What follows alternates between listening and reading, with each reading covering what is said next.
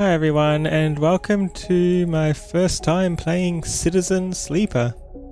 Don't know a whole lot about this, let's just get right to it. Ooh. Choose character class. Operator. An operator works with drones and high-precision remote machines to perform complex tasks from a distance. Sleepers assigned to operator work are usually cerebral and precise people. Transfer intercept. Chance to gain cryo on interface actions. +1 to interface. -1 to endure. Engineers to work with machines and physical tools. Interface is digital interfaces. Strength is strength or strength of will. Wait, that's endure. Intuit is to approach problems with awareness, and engage is to approach problem head on. Alright, how many classes are there? Extractor. Extractors work on resource extraction, often in hard vacuum environments. Sleepers assigned to extractor work are often confident, self-sufficient, and have a high level of endurance. Not good at approaching problems with awareness. There's 3 to choose from. Is this mechanist or machinist? Or can it be said either way? I'm going to say mechanist until someone corrects me. A mechanist repairs and modifies automated systems used in industrial resource extraction. Sleepers assigned to mechanist work are usually diligent, careful, and structured people. Good at working with machines and physical tools, bad at approaching problems head-on.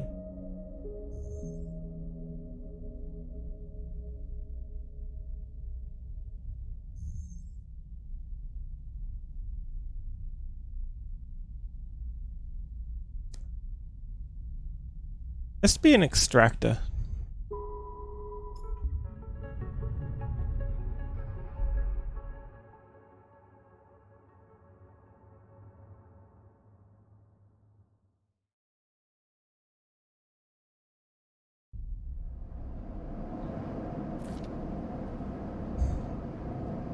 Unknown, where are you? The first thing you become aware of on waking is the disconnect. The delay between thinking and feeling. Between wanting to act and acting. Minor, almost imperceptible, but always present. Items and data, okay. It's at its worst when waking, when yourself has spent many dark hours recalling what it felt like to be real, to be a person, to be in a body that was indisputably yours. What happened to it?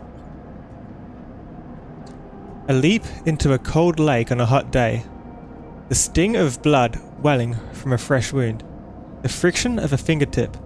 All of a sudden the memories are closer than you thought, blurring as you approach until you can't tell one from the other. The cold slips in, behind and around you, and the sensations fade out of reach. Perhaps you should be thankful for the dulled nature of this new body, given your current circumstances. The walls of the container feel immediately present. Cold, hard, at your back and face, cramping your limbs. You resist the desire to stretch, knowing that the claustrophobia comes next, and retreat a little from your central nervous system. It isn't painful, not like you used to know pain at least. We're a robot now? In emergency mode, pain is a message delivered with efficiency and ease, a reminder that harm is imminent. There is no insistent throb, no trembling nerves, just a warning delivered with the banal quality of a digital notification. Right now, there are thousands of them. What happened to us? The others. Are the others around us now? You remember there were 10 of you. 10 that could no longer stand the indentured work. The routines, the slow decay. 10 whose belief in their promised future was slowly dismantled day by day until they realized they had sold away everything that could and would ever matter. 10 that would escape, or at least die trying. Some were lost in the shaft, others never found the meeting point. Only a few made it to the containers, but the freighter, as far as you know, left. That feels like enough. enough to know that you might no longer be on that grim and heartless rock. Even if, in the airless hold of a freighter, you might freeze solid long before you reached any destination. Try to rest. Probably don't want to rest if things are this cold. Wait for the gold. That's all there is now. It has been a long time since you left. Surely weeks, maybe months. You are dully aware of damage to your legs, your right arm.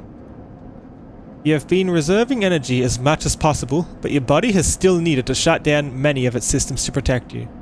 You have spent much of that time asleep, knowing that anything else would be impossible to endure.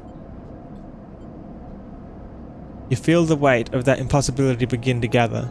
It is time to sleep again, to nudge this false body into inducing delta waves in your emulated mind, and once again recoil into a dream of when you were once a person.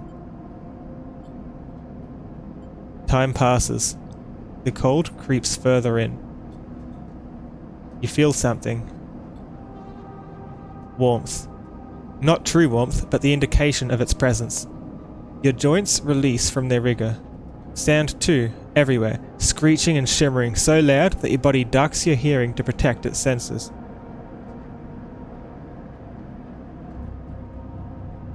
Heat and screeching. Are we getting sent to a furnace? Then light, white as the cold, softer and softer, until in a haze of dirty yellow, a figure appears. You are out. What happened? Dragos, pragmatic salvager.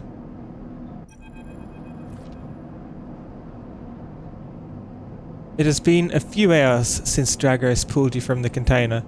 You sit huddled in a corner of his scrapyard, swaddled in the reflective folds of a mylar blanket. You are slowly coming back to consciousness, back to life, and you stare at the ornately curving element of an improvised heater. You are surrounded by angular, incoherent lumps of ships, some corroded beyond recognition, others still carrying glassy wounds along their edges where a plasma arc sliced them apart. As you trace their shapes with fogged eyes, you hear a voice. So, Sleeper, you all thawed yet?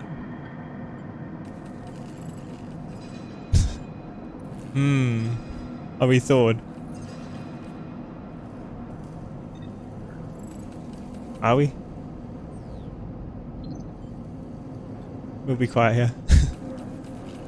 Never seen one of you come in like this. New frames must have better perseverance in sub-zero vac. Seen more than a few of you frozen solid to hull plates or inside outer locks in my time. They weren't so lucky. Dragos comes into focus, shrouded in makeshift tech, his headset with its glinting eyes the mark of a drone operator.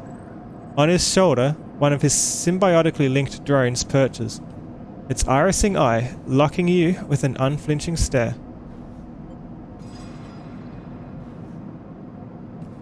Irene, I'm good today, how are you? Last living sleeper that came through this yard was a while ago. They didn't last long. You struggle to read his expression beneath the tech, but he seems lost in memory for a moment, or perhaps he is just figuring out what to do with you. It didn't last long. Yeah, we need to know what happened to them so we can avoid that. He ignores your question. I won't ask what led you to do it, to sell yourself to a corporation, and I suppose you know you can't go back. Your old body? That's theirs now, and you are just software. A rogue emulation illegally possessing corporate property. You nod along. You remember biometrically signing the forms, the cold floor on your feet as you padded to the sleeper cells, the promise of a life off-world. But as you do, you get the now familiar sensation that these aren't your memories. These are things you know, but not things you feel. You are no longer that person. You are an offshoot. A copy. What you won't know is what's ahead. At least, the last one didn't. There's no easy way to put it. That body of yours is falling apart. It's the same for any sleeper who makes it out. SNARP want to protect their property, but if they can't keep hold of you, well then no one can. You remember that too, or at least rumours of it from the other sleepers. Planned obsolescence, a built-in dependence on the regularly administered supplements that were part of your routine. Stop taking them and your body begins to shut down, separate from your emulated mind. How long has it been? How long do you have? But for now, sleeper, you are one of the lucky ones. Dragos glances up and away, towards the glassy dome of the yard. The eye is the best place you could be right now. Tell me more. Dragos impatiently shifts his weight. Look, I've got things to be getting on with, he trails off. There's an old freight container I've been using as storage out in the stacks. We haven't been pulling in much valuable scrap these days, so you're welcome to it. Something wells up inside of you. Emotion, fatigue.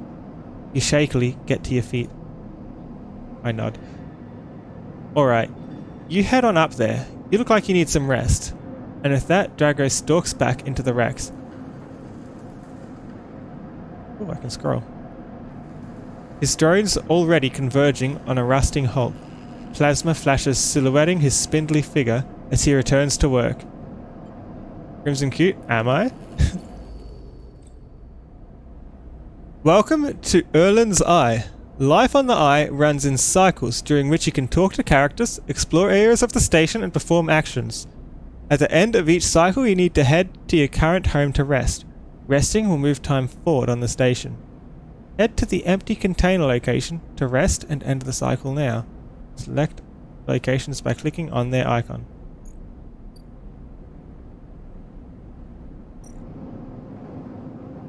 I'm in a shipping container. Vivian's first. All cycles need to end. Rest and prepare for the next one.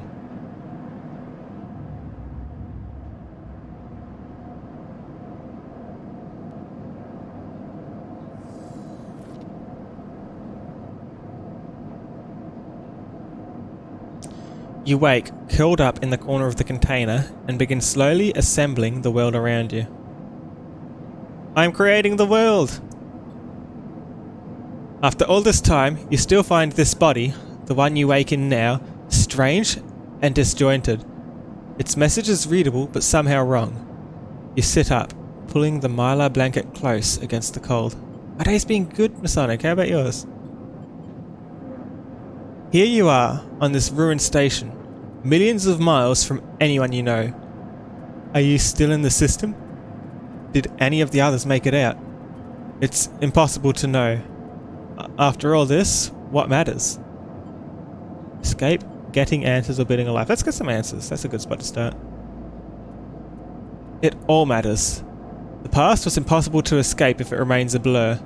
What SNARP did to you cannot be forgotten. You need a way of understanding all this before you can move on. Where are you? What is this place? What happened to the others? The questions outnumber the answers. You want to change that, but you have to learn to survive first. Dragos has left a few comforts in the container. The mylar blanket, the bedroll you slept on, a canister of water, a makeshift electric stove, and some faded sachets of some desiccated powder. You thumb the powder stud of the stove and begin to boil the water. The contents of the sachets smell like damp wood, and you sprinkle them into the liquid. As the pungent smell washes over you, so we still eat, do we? Or can we only eat powder? I don't understand how this body works yet. As the pungent smell washes over you, images from your restless sleep come back to you. A ring, like the station, but skeletal and ghostly. A web of threads pulling at your skin. A constellation of bright, polygonal shapes, like angular suns burning into your mind. There's something unpleasantly visceral about these images, and it is long after you've finished drinking before they begin to fade. You tidy away the stove as best you can and try to gather enough energy to greet the day.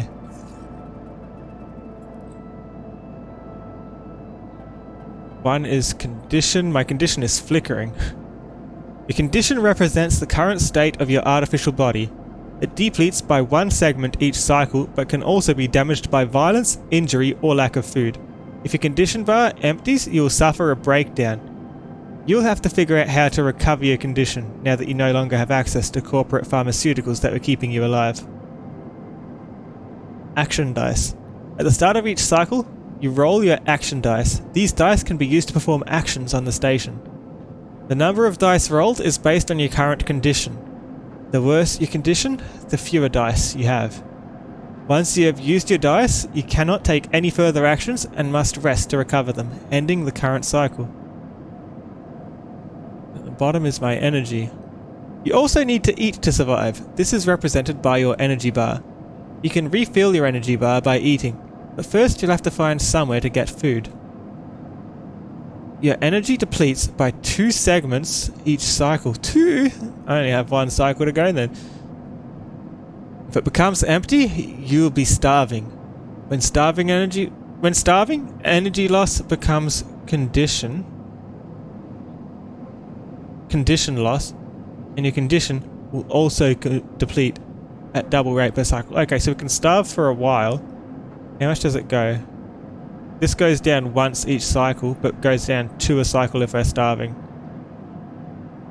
So condition is more important than food. Okay.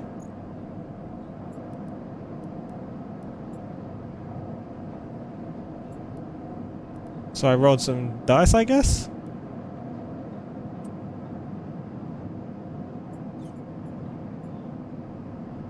Cryo is cryptocurrency stored in air-walled sticks of memory known as chits. Okay.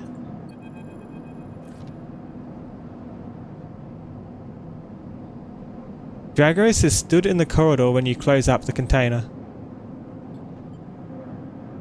Hi, Sullen. He is still wearing his headset, and in the harsh light of the corridor, you realize it is implanted. A drone sits on his shoulder. Its cache of sensor eyes rapidly irising. How are you feeling? Not good, I'm like 1/4 dead. The drone chirps. Dragos nods. You notice that beneath the operator's rig, his skin is marked by burns and blotches. I know the container isn't much, but it'll keep you safe. He pauses. So I'm not going to chit-chat too long. You well enough to work? What work? Look, I'll be honest with you, Sleeper. I didn't pull you out of that container out of the goodness of my heart. He looks away. At the yard, it's simple stuff. We hack these old hulls down, sell them off to the shipyards or the bright market dealers for cryo. Occasionally we pull out some tech, something with a bit more value, but most of what comes in is scrap. It's hard to find good hands here, but I figure as a sleeper you'll be used to the manual labour, and obviously I'll slip you a few chits of commission based on what you turn up. Yeah, what's the difference between chits and cryo? These. He pulls out a handful of small metal bars. Air-walled cryo, isolated from the market. It's what we use for trade out here. He stuffs them back in a pocket. He shuffles his feet nervously. Look, I wouldn't usually do this. In my opinion, you'd be best suited moving on as quick as you can. And sleepers, well... He trails off. But things being the way that they are for me at the yard... He pauses. I need the help. Yeah, we'll help. They helped us. Okay. He pauses, thinking of something else to add. Look, just come down to the yard when you are feeling fresh. There's plenty to do. Okay. He nods distractedly, and turns and walks away, the drone hopping along ahead of him. See you later, he calls back. Looks like it's time to get to work.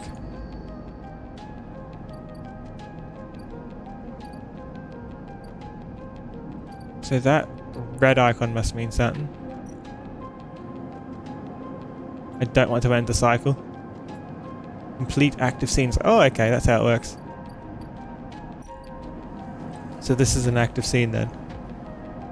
Actions are the primary way you interact with the world of Citizen Sleeper. perform an action, click and drag your chosen action dice to the slot. Repeatable action, hull dissection. Even the rustiest hull can hide valuable components and materials. Extracting them means cutting carefully and skillfully. Risky. Using engineer, I'm not great at engineering. Or manual salvage. It's going to take some time to sort and cut your way through the tales of salvage, but you're no stranger to hard labour. You have a +1 to that. I see, so actions reward you with clock progress, energy conditions, or items, depending on their outcome. There are 3 types of outcome. Positive, the action goes better than expected. Neutral, the action succeeds. Negative, the action fails. Action dice affect these outcomes as follows. A 6 gives 100% chance of positive. So I guess that's like a nat 20. A 5 is half a chance of positive and half a chance of neutral, so you win either way with a 5 or a 6. A 3 or a 4 are 50-50 positive and negative, with the other 50 going to neutral. Alright. So it's likely to succeed, but it could fail, or it could be extra good. You roll a 1 or a 2.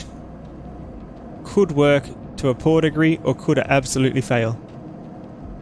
Interesting. Actions display information about their type, risk level, and the skill and modifiers that apply to that action. So they're both repeatable here. Either critical or repeatable. Critical actions can only be performed once. Risk is either safe, risky, or danger. Safe means no loss of condition, energy, or cryo. Risky means that a negative outcome means cryo or energy loss. Negative, danger, means a negative outcome means condition loss. It's not that complex. It seems pretty straightforward so far. I'm just reading it to make sure I'm getting it all. Negative outcome means condition loss. Neutral outcome can mean cryo or energy loss. Oh, so if it's danger, even a neutral outcome can be bad. So it's like no matter what you do, unless it's a 5 or a 6, you're not going to get... You're going to lose something. Okay. Skill. Where's that? Ah, that's the skill that applies. So either engineer or endure in this case. The skill that this action requires. Either engineer, interface, endure, intuit, or engage. A modifier. It's either -1, 0, +1, or +2. This is added to the action dice when slotted and improves its value. Some actions require a +1 to perform.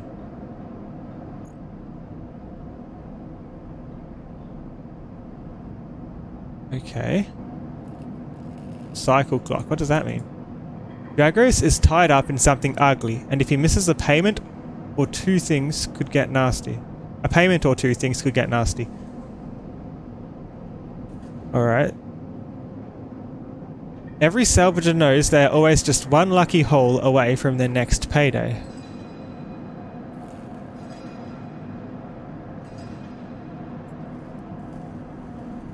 Alright. I want to put the 6 over here, because that's a risky one, so I'd like a guaranteed win. Is that how it works? 100% positive. And...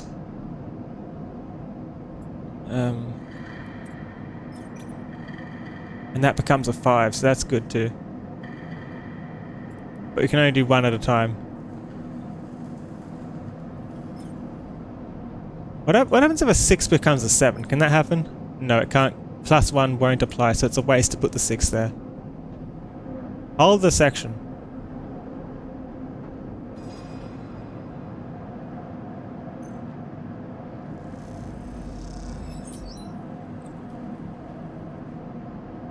Actions often progress clocks.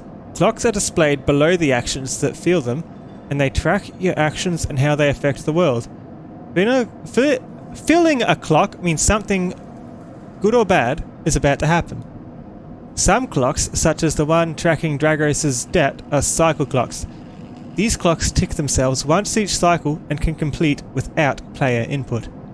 Any active cycle clocks will be displayed on the icon for that location. Alright, so we're trying to help him with the debt, and we're trying to do lots of salvaging and dissection before then, I guess? I see.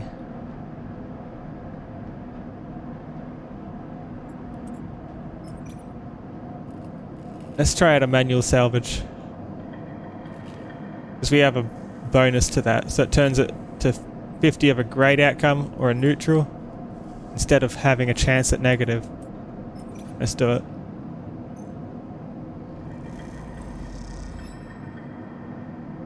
Drives and navigation. In Citizen Sleeper, you will unlock drives as you discover more about yourself and the world. Drives guide you in pursuing specific objectives depending on which path you wish to take. You can track drives, and any tracked drive will place a yellow marker on locations that will help you pursue your goal. Access your drive menu via the arrow button at the top left of the screen. You are now free to explore Erland's Eye and make a life for yourself here.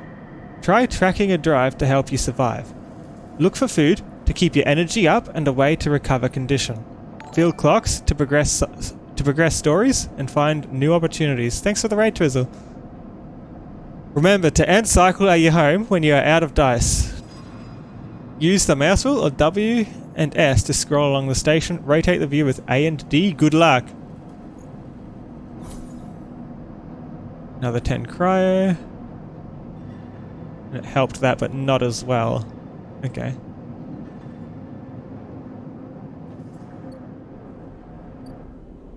Oh, there's a lot of things here, isn't there? Huh.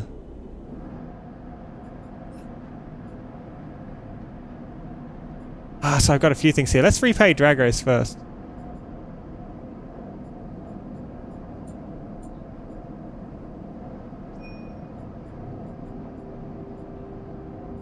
Yeah, we'll repay Dragos, then we'll survive, right? Don't press the big red button? No? I want to help Dragos. Also, what's going on over here? Dock B2, Rotunda Wet Dock. The bright market is, I guess, where we go if we want to survive. Let's keep helping. How bad would this go? Half neutral, half negative. Whoa! Thanks for the follow, Sir Dragon.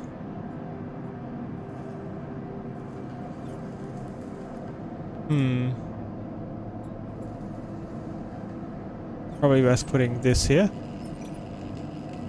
Then it has better chances.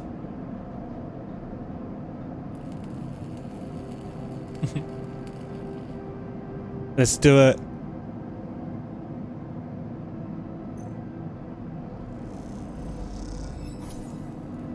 Neutral outcome. Some extra cash, we're helping out a bit. Last dice. Put it in the risky spot. Hold on, dude. How can I check what... Oh. What's happening in this game? We're in some kind of strange robot body, and we've been woken up here after escaping from the company that put us in the robot body. And this Dragos guy helped us survive by waking us up from some crate somewhere, and are helping him pay off a debt at the moment. We could also look for a doctor, I think, but I want to help Dragos first. We've got a few cycles to survive. I'm sure we'll be fine. And you roll dice and you put dice into actions, and the dice is how well you perform it. So you can do a risky action with a half of 50% of neutral outcome and 50% negative, but the other option is here. I want to put it over here though, on the risky one and see what happens. Dissect the hull. So we're doing a lot of scrap. What happened? Oh no! I got hungry. Data, is there any way to see what happened? Wait, can this go into the slots?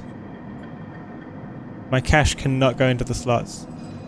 Yeah, so I guess we'll start starving in a second, huh?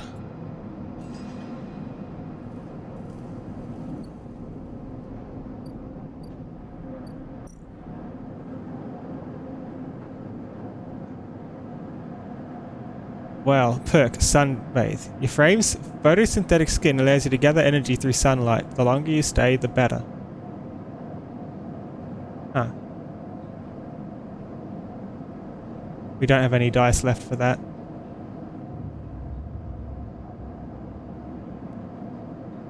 Please roll some sixes. And we're starving. This time, you don't wake up. Instead, the ghost of the station, that shifting skeletal ring, surrounds you. For a moment, you are gone, absent from your own body, stretched out across a colourless void. Then the connections begin to establish themselves, threads tugging on the edge of your mind. These threads become vectors of exchange and then extensions. As you feel your thoughts slipping away down them, dissolving into the millions of distributed nodes they connect to, you see the station. No, you feel the station, like a web of texture in a smooth black liquid. We observe. Even though you have... You know, this game's probably better if I go like this. Give me a second.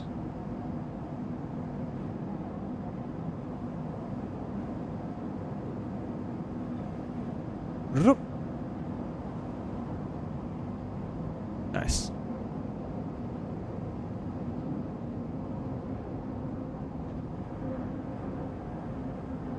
I do a scoot? Yeah, I do. Even though you have no eyes, no sight, you see/feel the map of the station. No, not the map of the station, but the map of its connections. It is a looped cloud, with spokes and spires that jut out into space. It is an ingrown thing full of obsolete loops and severed pathways. It is a system, a map, and a territory all at once. Notice a tugging feeling pulling at you insistently, as if it were a small child. Somehow it is pulling in two directions at once. You look down. All of a sudden, everything shuts off.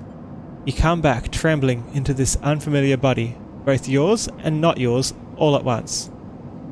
You find yourself standing in the container, eyes now open to the dark steel walls. You feel a change within you, a shift.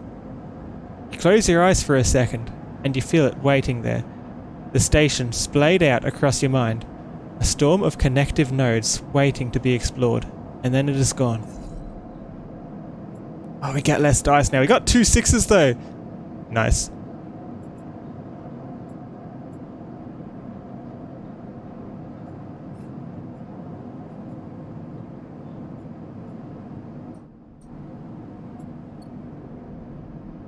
We can probably pay off that debt now if we help him. Some of these are progressing a bit. See.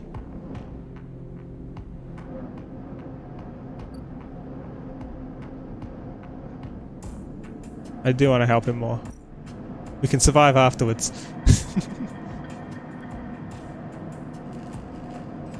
Let's do more hull dissection.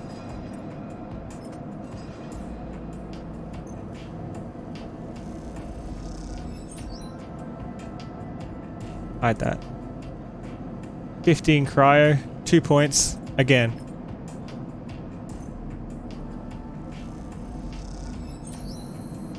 Done it.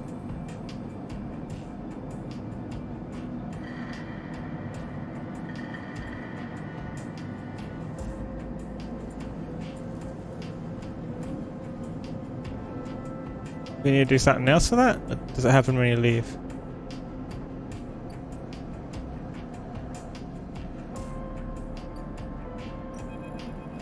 He's here. You arrive into a buzz of activity at the yard. Red blinking lights flash across a vast dark shape suspended below the dome. They flicker across scorched hull plates and bent structures, spilling from holes in the twisted shape. The cutter is huge and has been torn apart in some violent encounter. She's a beauty, isn't she? Dragos stands to the side, focused on the hulking ship as it is lowered into the yard. Exactly to me. I want to see what he says. Yes, let's see him explain. He'll either explain it or he'll be insulted. Dragos laughs. That, my friend, is A-grade scrap. Positive outcome. He likes that. I should thank you. This place was on its last legs when you turned up, and now look at this. The ship descends slowly, its interior visible through multiple hull breaches. You struggle to gather the same enthusiasm as Dragos for this monstrous craft. You can't help but think of what became of its crew. What happened? What do you mean? He glances at you. I managed to convince our salvager friends to give it to me on credit. That's what happened. No, what happened to the ship? Not my concern.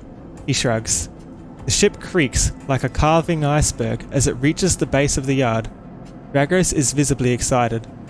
I know I said you shouldn't stick around, but I'm going to need some help with this one. The drones start to crawl over the hulk, their lights illuminating flashes of dented hull.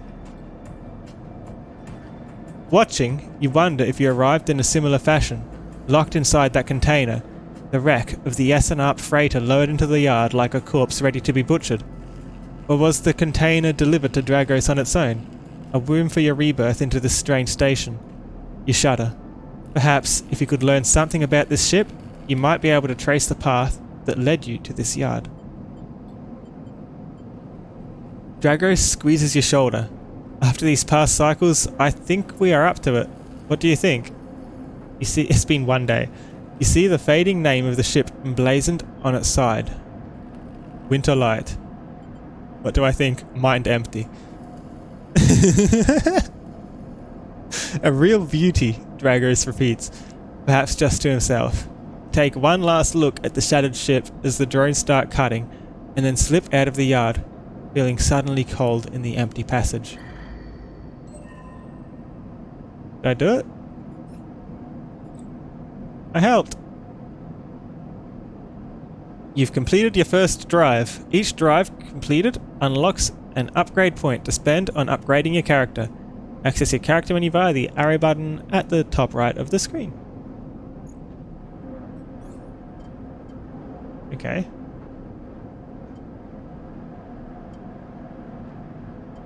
These only take 1 point. We can't do any kind of predictive reasoning.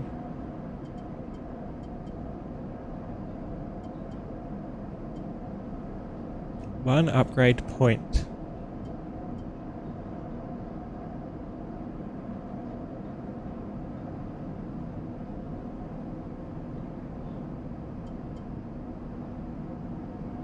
Chance to gain random scrap item on engineer actions. Chance to gain cryo on interface actions.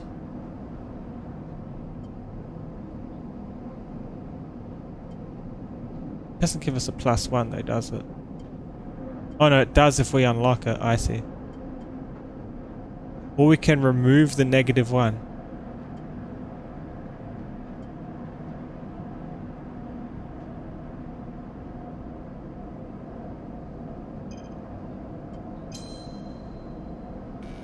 I'll remove the -1.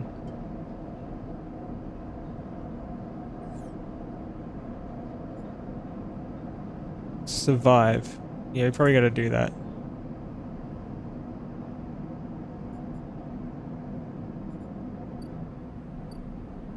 Shipyard. Empty container. Dragos' yard. We helped repay him. That's already done. Cutter salvage. Shipbreaking is tougher than slicing up loose salvage, but Dragos is happy to pay you a fixed wage if you're up for it. That's dangerous. We don't want to do that when we're only on 3.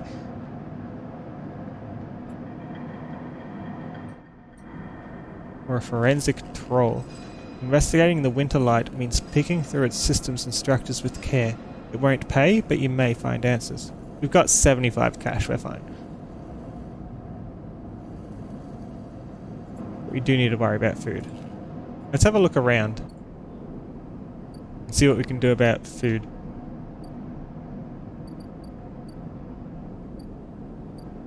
Dock C4.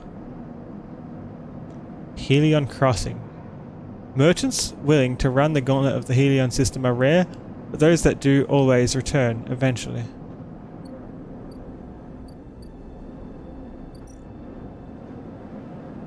Steel dock plans. Havenage security have to have plans. Stealing them would be the fastest way to get to know this place and the most dangerous. Yeah, that sounds like a bad idea.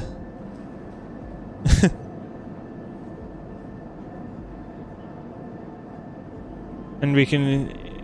so there's a positive if we do 3 good things here. Or a negative if we do 3 bad things. We'll end up on a watch list. The rotunda of the old dock is filled with passageways and concourses, leading to all kinds of docking bays.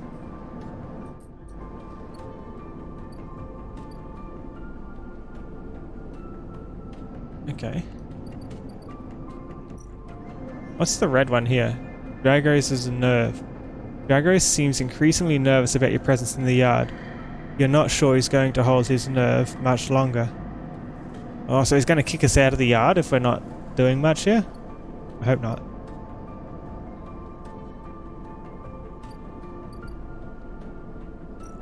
What's going on here? It takes several cycles to reach the starboard belt and return, loaded with scrap from the old wrecks. Okay, so there's nothing in these yellow ones until they fill up. Alright. The Bright Market. Ask for directions and explore the market. Why wander when there are hundreds of people that live and work within the Bright Market? All you need is the courage to approach them. The smells, sounds, and buzzing activity of the Bright Market makes it a dizzying place to wander, but an exciting one too. The Bright Market is the busiest part of the Eye's lower rim. You can find anything and everything here. Yeah, I could probably get food at some point too, huh? Low End Gate. What's this about? 60 cry to get in. After some spaces caused some trouble in the low end, Yardagan have imposed a toll for entry. No one gets in without paying. We can afford that, but I don't know how much we got to pay for food. How do we get food?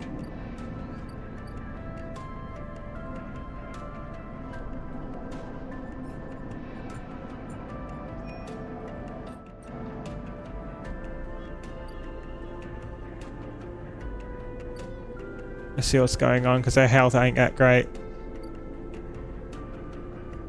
Find a doctor. Let's do it. Either way will work, I guess.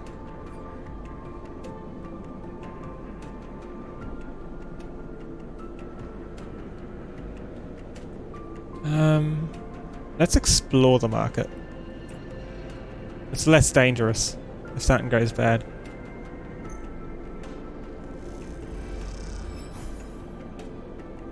One extra local knowledge of the 3 that we need.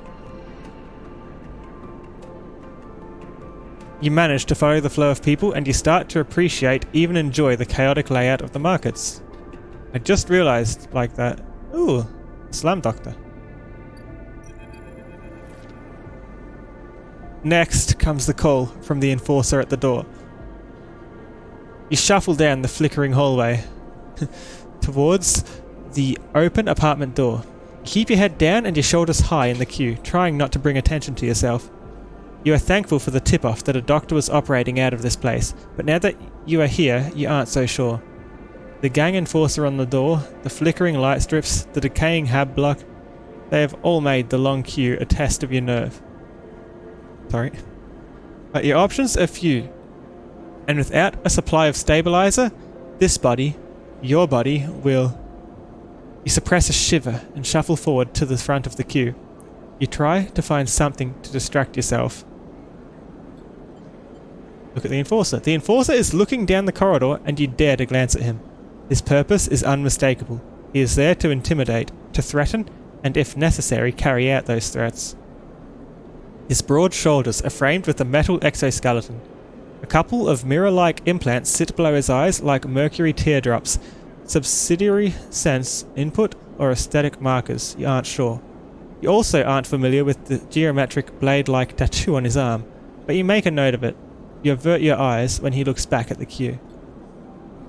After a few moments, a figure pushes through the doorway and you catch a distant voice. Send the next one in, Toshiro. The Enforcer jerks his head and you slip inside, passing through the dark entryway and pushing through the plastic sheeting on the far door. The room beyond is bathed in warm light.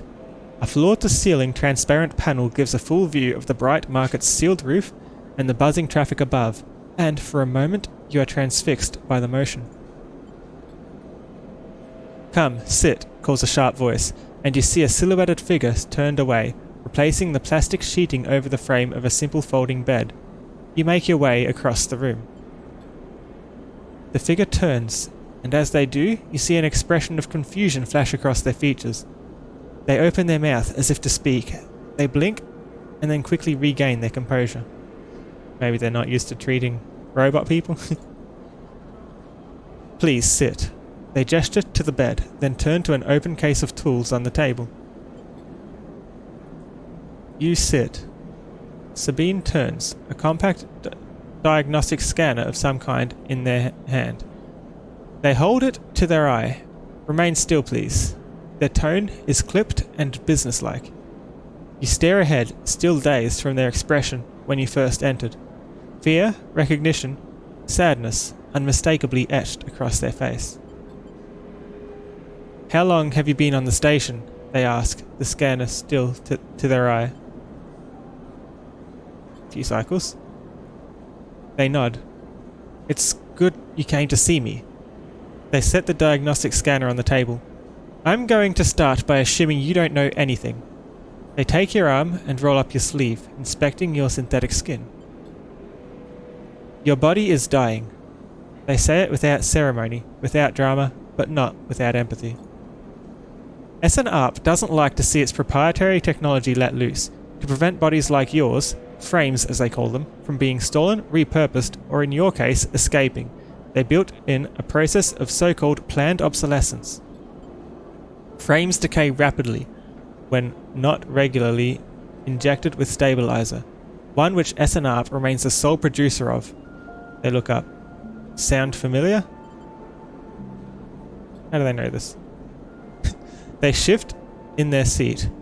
You aren't the first sleeper I've encountered. You wait for more, but they go back to their inspection.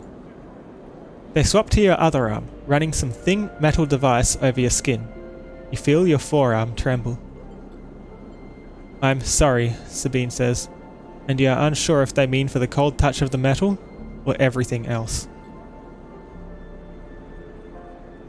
Emulations like you, sleepers as most people know you, aren't classified as people in any of the surrogate systems. You have no rights, no status. They focus hard on the inspection of your arm, and SNARP has no reason to release stabilizer into the market. Sabine looks up as if to apologize again, but they stop themselves. I know little of this is of use to you. They turn away, disassembling the metal instrument and cleaning it. Silence fills the room as Sabine works, and then the silence gives way to tension. You stare at their back, willing them to say something, anything. Sabine turns to face you. I may be able to help. They sigh, and you see the darkness under their eyes, hear the fatigue in their voice. They gesture to the door. You saw Toshiro outside? You nod. He works for my benefactor, Yatagan. They are influential in the low end. They give me this space to work, run the door, and take the profits. At the same time, I have to fix up their enforcers, tend to their implants, sew up their wounds. They look away. But Yatagan has connections. Smugglers from the Starboard Belt. Mercenaries working for the corporations on Ember. If they can source a stabilizer, maybe you'll have a better chance. Sabine sets down their slate. Their notes complete. This is dangerous, and it'll be expensive, but I think we can do it. Why help me? Do they recognize me somehow, or do they just recognize I'm Robo? Sabine walks away to the window, their face dappled by the shadows of passing drones. Let's just see if this works first. I'll let you know when I have a lead. You nod and leave, Sabine still staring out, unmoving. When you reach the lower level of the market, you look back up through the panels of the roof to see if you can see their face, but the room looks dark against the lights of the market. You duck your head and walk off into the crowd. She said we weren't the first, but could be sympathy, or maybe she somehow recognizes who we were before the robot.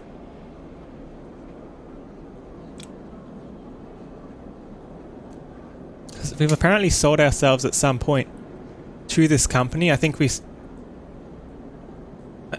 I'm not entirely sure what happened, but if I had to guess by the sounds of it, it sounds like we signed a contract mentally. I assume we were dead already at the time. And the SN-ARP company put us in a robot body to work for them.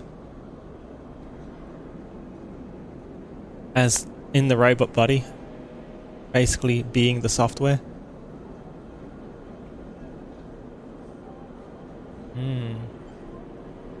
You look up through the panels of the roof to see if you can see their face, but the room looks dark against the lights of the market.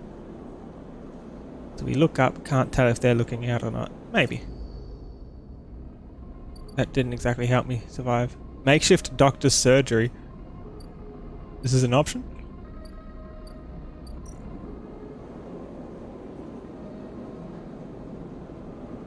Oh, it's going to take 3 days. Sabine thinks they can source some stabilizer through Yatagan, but it is going to take a few cycles. Ooh, yeah, maybe should have done that a day early. Have a good rest, Twizzle. It is an interesting game, yeah. Can we do anything else? So this is the shipyard. These take actions. Drag Race is going to get too nervous unless you start doing some stuff.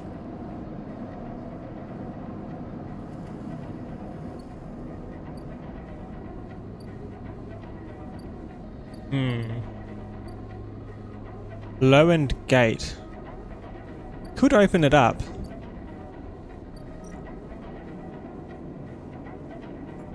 We have the cash. Pay the toll. Hopefully we don't need to pay every time we go.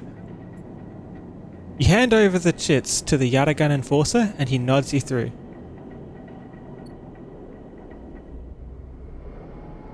A few more things then, huh? Let's see what these are about. Ramshackle Residential District. Block maintenance. Maintained by their residents, the ramshackle blocks are always in need of repairs. Helping out is a good way to make friends. Play Tavla. The clack of filter caps can be heard in every concourse in the low end, as the residents play rotating rounds of this game for cryo. No one knows you're here. You need to change that if you want access to the low end's residents and facilities. The Free Spoke. Towering Transit Hub. I wonder if we're meant to go up there. Is that like an elevator, or is it just like something you pass through? Looks like an elevator. It's moving up and down. Spoke Climber. The spoke is layer after layer after layer of dense urban fabric. The only way to explore it is vertically. Enter or scale the spoke, and apparently scaling it is less risky than entering it. A tangled network of service passages and makeshift tunnels cut through the spoke as if it were a hive. There are no maps here. Listed with precarious elevators and stairways, the spoke can be navigated from the outside, but the climb requires bravery. Alright. What's this? A gap. 150 cryo. To reach the Greenway, you need to pay for a pass. Practice invented by the spacers moored here. They call it Founder's Ferry. Okay. We haven't found food yet, so that's a bit concerning.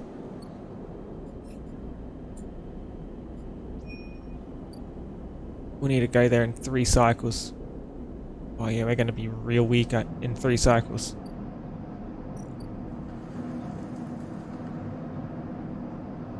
Gargos's Nerve. Winter Light. Yard clearance.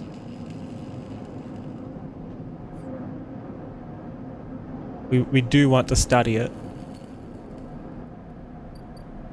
And now we need to sleep.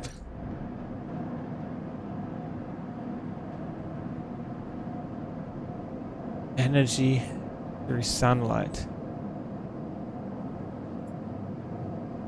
Does energy give me more at the top, or does... I don't understand that. What does it do? How can I remember what... Energy's the top one, isn't it? End the cycle. We only get 3 dice, because we're pretty weak here.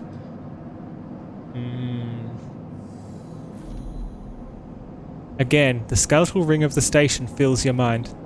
It sparkles with glittering lights, like stars reflected in a winter lake. It is clearer, crisper than before. The threads still pull, but you remain in place, flickering in the flow. Between the threads you see bright shapes, caches of shimmering light beneath transparent crystal forms.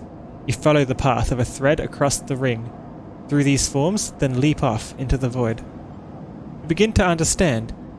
These are nodes and connections, a map of information, of communication. There are so many layers, so many loops that it seems almost impossible to pass, but you begin to try. The threads. There are more threads than you can count. You choose one that passes nearby and approach it. As you inspect it, you understand why you instinctively chose the word thread when you first saw them. They are not single lines, but rough, fuzzy things, woven from data strings of all kinds. The threads and nodes, passages and puzzle boxes, one leads to another. There is so much here, so many answers, so many questions. All you need to do is follow the paths and open the boxes. You look out across this ghost landscape of exchange and see an opportunity. But then that insistent tugging again, pulling at you. You look down again and see 2 lines, 2 threads pulling in different directions, as if they were tied around you. The second one. The second thread leads in, pulling deep into the station. Your gaze follows it, and this time you see something. A sphere, shimmering above a strange angular body. A pulse shoots out from it, passing over you like a torch beam, testing you. Tasting you. Not that one then? The first thread leads out, away from the station into the inky black. Someone out there is tracking you, hunting you, following the thread to you. They are in a ship, and the ship is approaching ever closer with each cycle. You open your eyes. Time is short. All these are bad rolls. 8 days till they find us? Uh-oh. Someone out there is tracking you, following your trail. It won't be long before they arrive. Well, something has changed inside you. You can now access the data cloud of the Eye, a network of decaying protocols and data caches. While there, you can use dice and items to access systems and extract data. But be careful, these networks are old and strange. Click the eye button at the top of the screen to toggle this view on and off. There's an eye?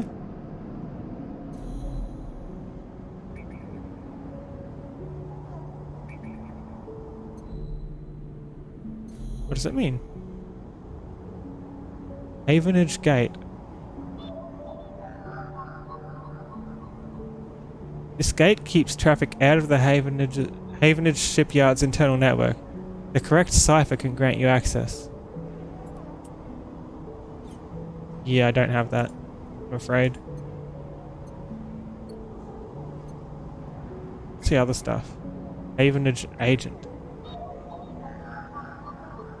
A Havenage member is broadcasting on the open network from here, leaving them open to data extraction. Data actions allow you to extract data from the networks of the eye.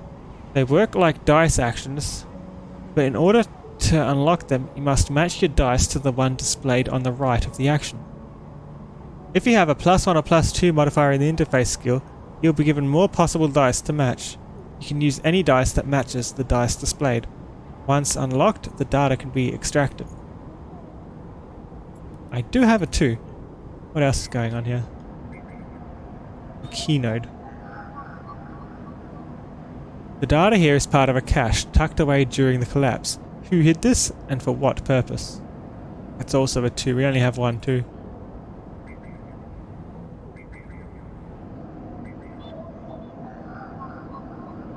A lone connection feeds into this isolated node. Its last access timestamp is 1000 cycles ago.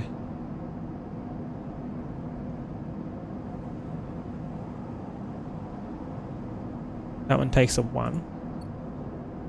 Are they always low numbers to do this? Because this seems like a better place to put my low numbers than in the awake area.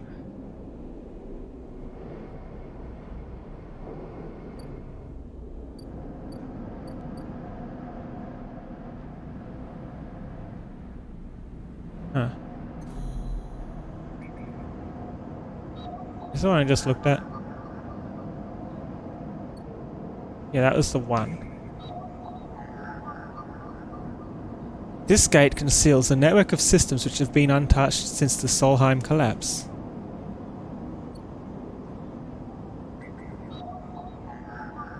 This node is orbited by the remains of a corporate countermeasure broken long ago by hackers.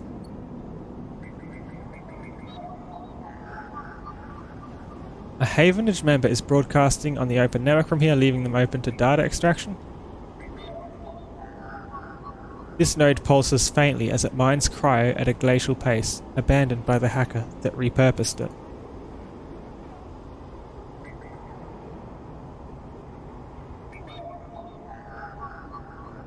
Some gang enforcers' implants are chirping out comm signals. Time to see what they are talking about. Another one? 2 enforcers. Okay. This personal terminal is empty apart from a single high-level encryption locked behind access protocols. That's as far out as we can go at the moment.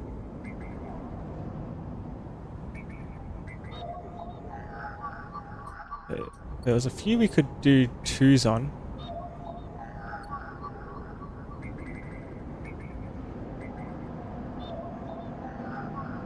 That one's a 1.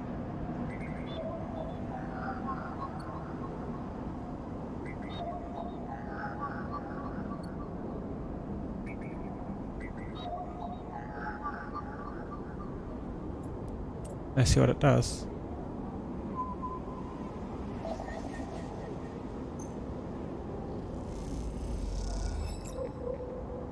One encrypted key. Can I do it again, or is it already done? Oh, I already unlocked it. And it's gone now. A stream of passcodes able to unlock the station's aging maglocks. Alright.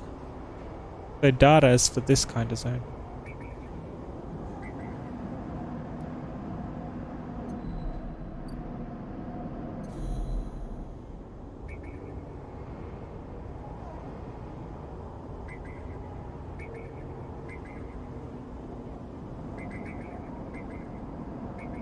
What's here?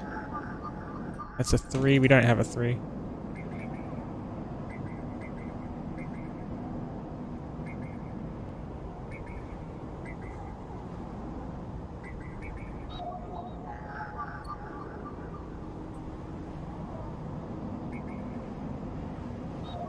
I'm sure it's easier to tell without having to click in what things go where, like how much each one costs.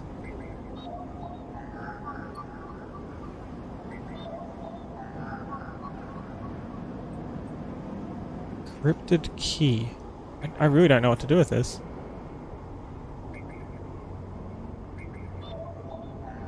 Keynode 21, let's just do this. We're also looking anywhere that wants an encrypted key.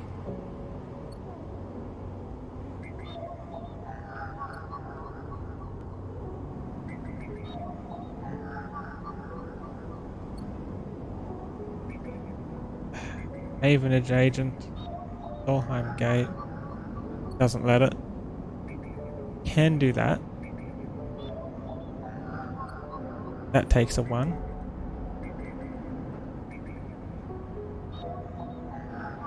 And that takes a 2. Might be worth doing those.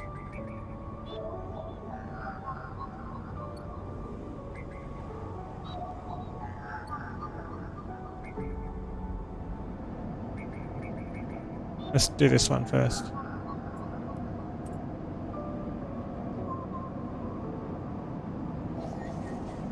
Nobody's accessed this one for a while.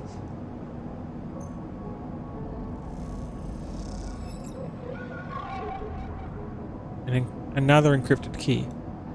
I don't think that's helping us.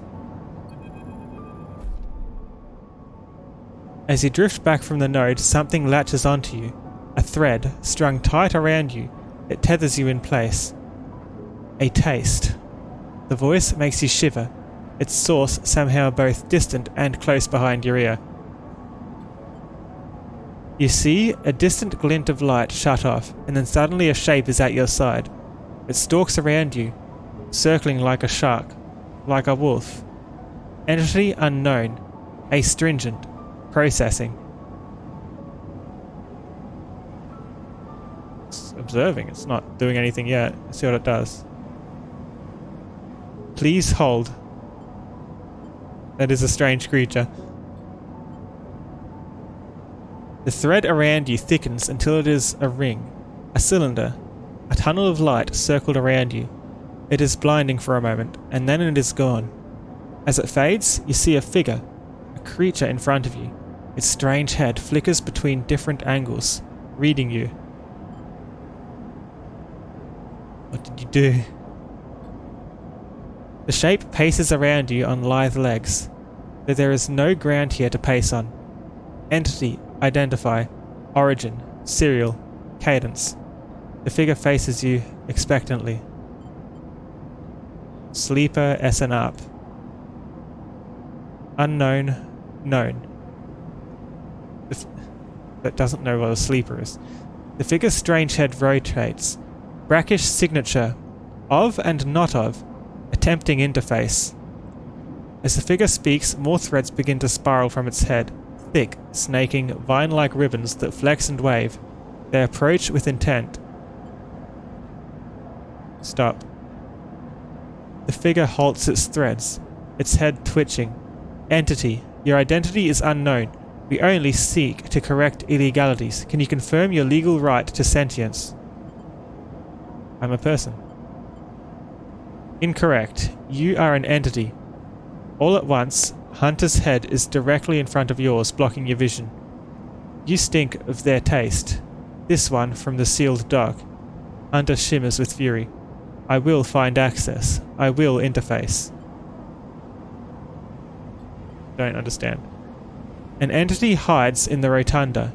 You are its puppet. Hunter extends a razor-edged thread. I will not be diverted from my task. It glows with murderous intent. Strike? You lash out with all your force. Not a physical strike, but a focusing, a spike of interference leaping out like the tip of a spear. Hunter stumbles, shifts, separates. Wake up. You open your eyes, blinking back into the station light, shaking with fear. Don't know if that was worth it for a key. See what this agent is about. We'll use our 2 over here to bypass.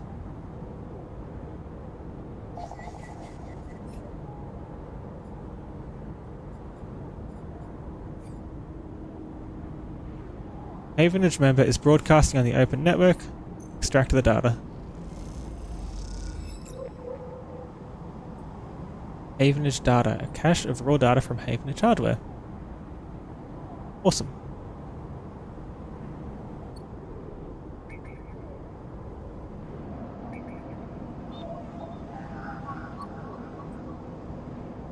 Where do you use keys? The keys for gates? That's the circles of the ciphers. Squares are where you get keys, I think. Triangles are people. And that's all we've got.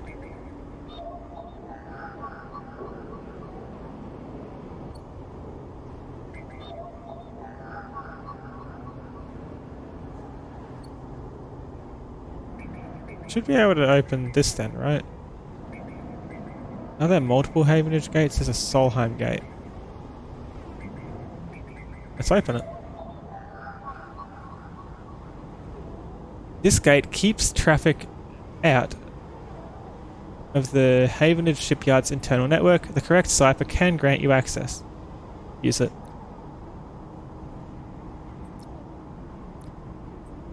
Oh, that's data, not a cipher. There's a difference. Oops. Where are we meant to use the keys then? Or is this, or are the keys like over all kinds of things? No.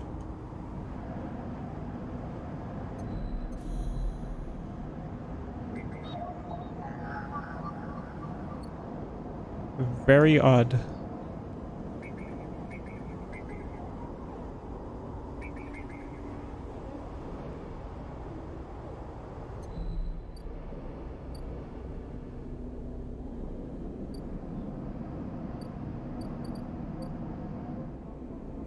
Anyone we can talk to here? The rest is exploring and all that kind of stuff. We can't do that anyway right now. We don't have any dice left. I need to start spamming the forensics, I think, tomorrow.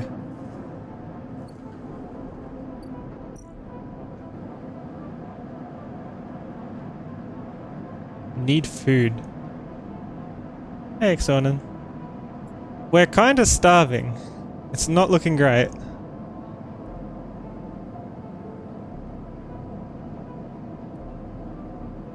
And we're being hunted.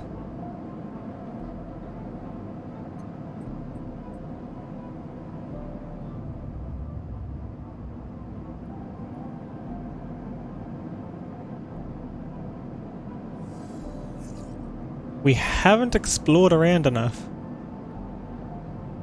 2 dice. This is really bad.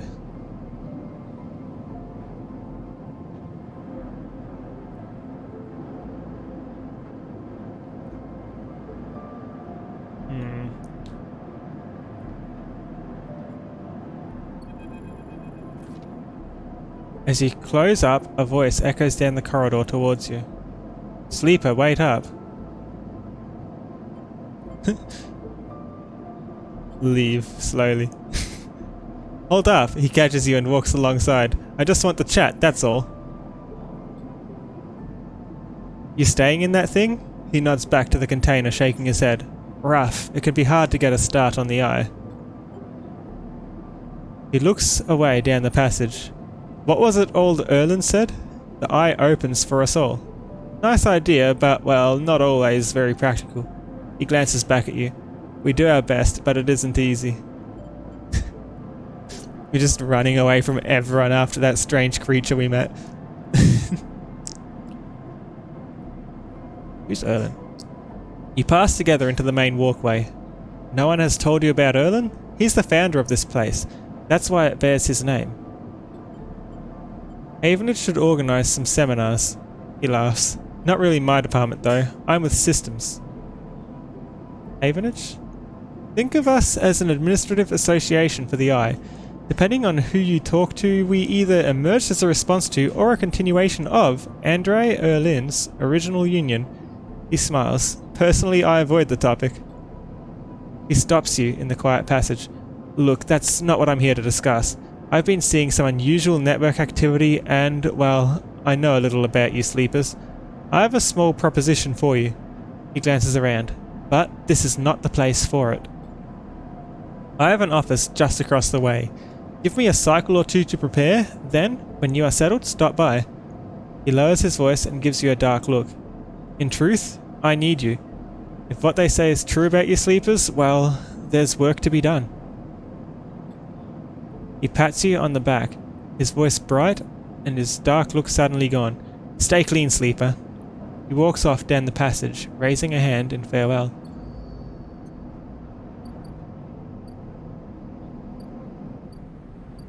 Garagos is getting more and more upset over there. I don't know where to get food.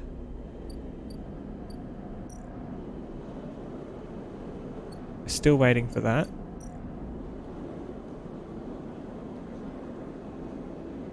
Could wander around the market, but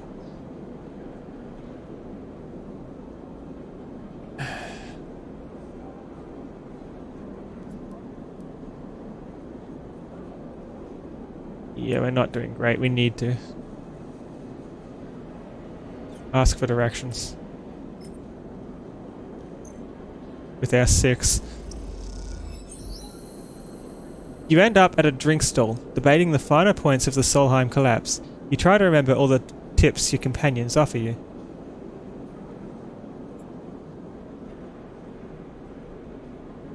It's a one-off action.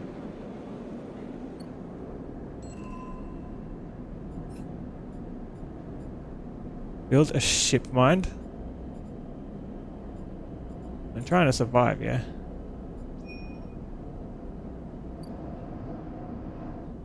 I guess surviving will come when it's ready. Ooh! A street food vendor, please.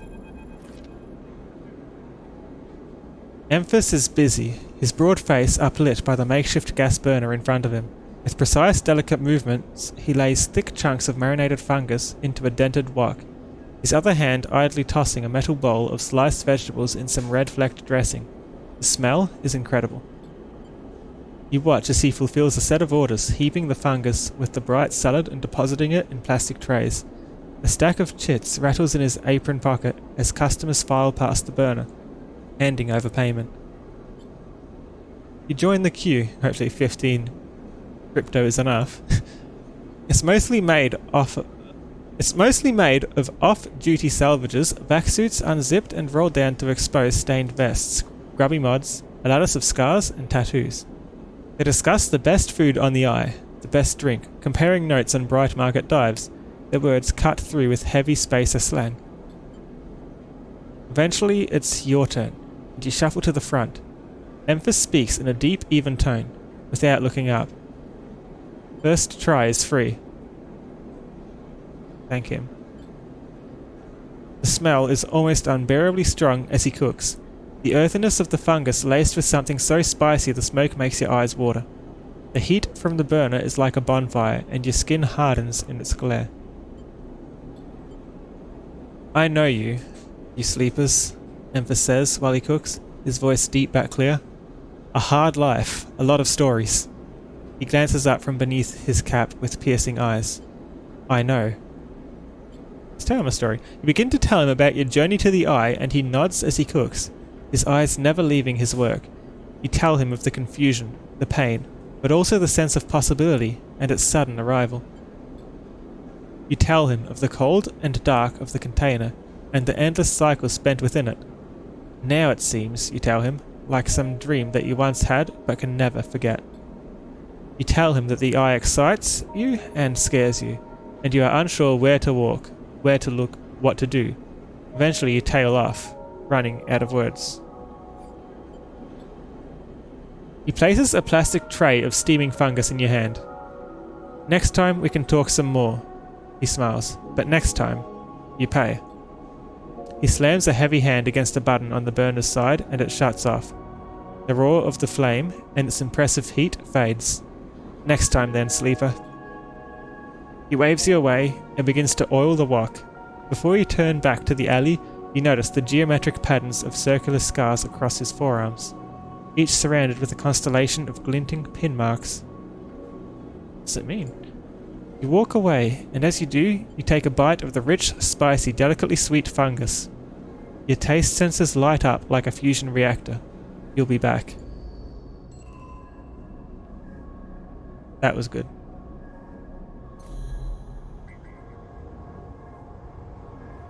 A new drive? Oh, a new option. Get to know him.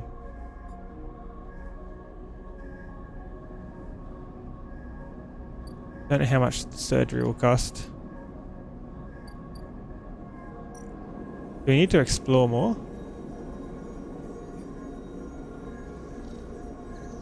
There's an old ship mine fabrication stack in the back of the market, but only trusted traders get access to it. I'm happy we've got somewhere to eat now. How much does it cost? 15 cryo. That's exactly as much as we have.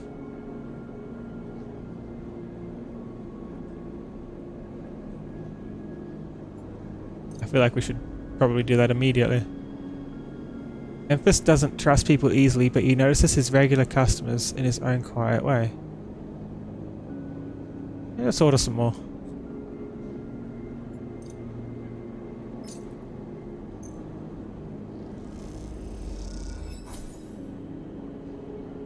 Extra energy. Point to Fungus Fan.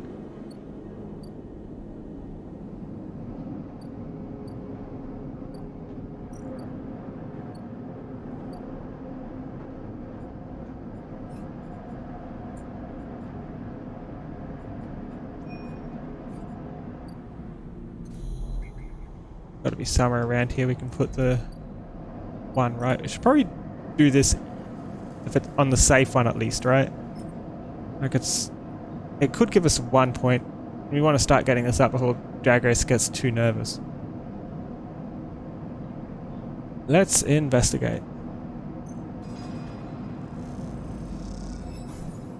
We got the good outcome. Picking through the wrecked cutter is slow work, but you start to piece together the impact patterns and blast marks.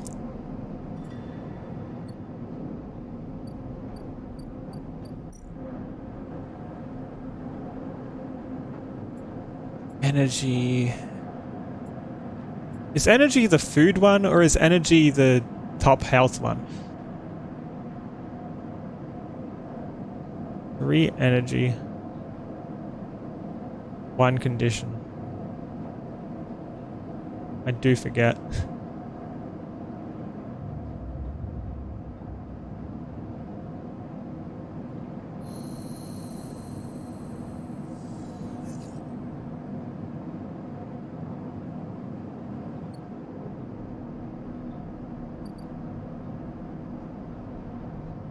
Hang is here again. That's good. What's going on here? Ah, they're here to offload scrap.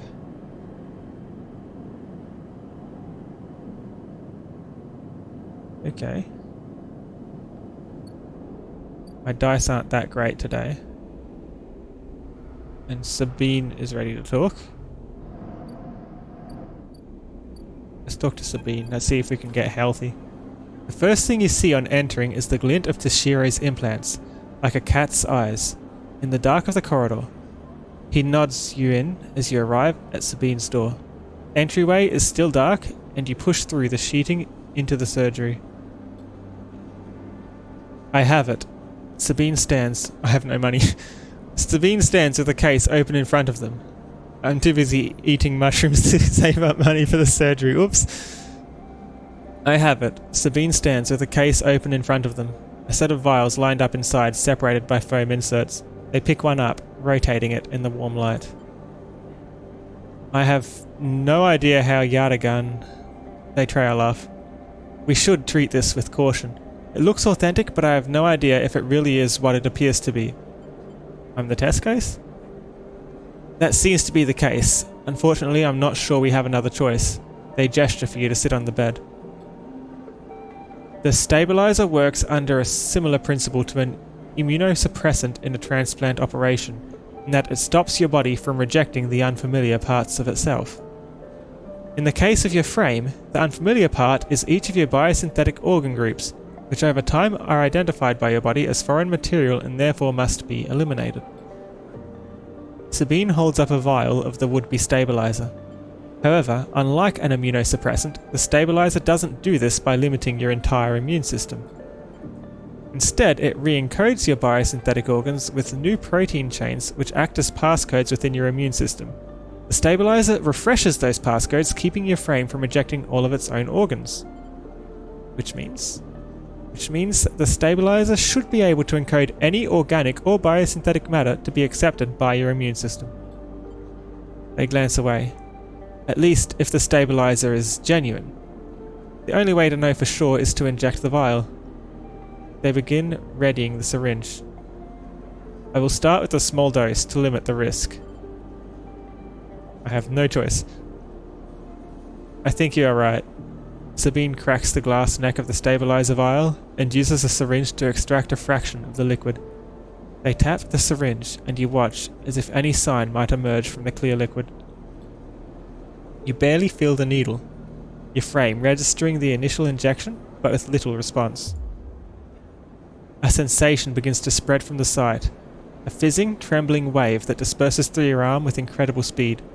Your vision goes white, and when it returns, Sabine appears encased in shards of sparkling light that slowly fade into darkness as you settle back against the bed. You swim in darkness, muffled noises like an argument heard from underwater, trickling waves of cold. When you sit up, Sabine is sitting in a chair by the window, facing away from you, backlit by the glow of their slate. Awake? What happened? The stabilizer is genuine. They sit down beside the bed. I don't know how Yatagan acquired a case of this stuff, but they did. Sabine looks troubled, distracted. You should rest some more, but you're going to have to do that somewhere else. They gesture to the door. I have other patients, sorry. Sabine nods towards the case. I'm afraid I can't offer you any more doses. You're going to need to pay for your next dose. Silence fills the room, and they return to their glowing state. Looking around the room, it seems different somehow, as if things have moved or shifted. You wonder how long you have been out. Sabine? Nothing comes free, sleeper, remember that. You manage to get to your feet and wander out into the hallway. The queue stretches down the flickering corridor. Toshiro stands impatiently by the door and fixes you with a glare as you leave. You lower your eyes as you stumble past, somehow faintly aware of the station spinning beneath you. Ooh, that was good. That was just a small dose?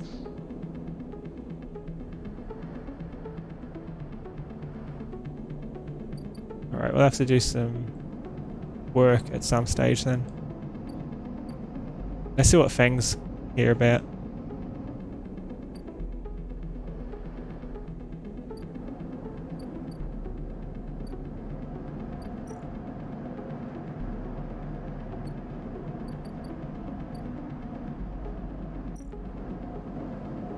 Yeah, we're gonna get hunted pretty soon.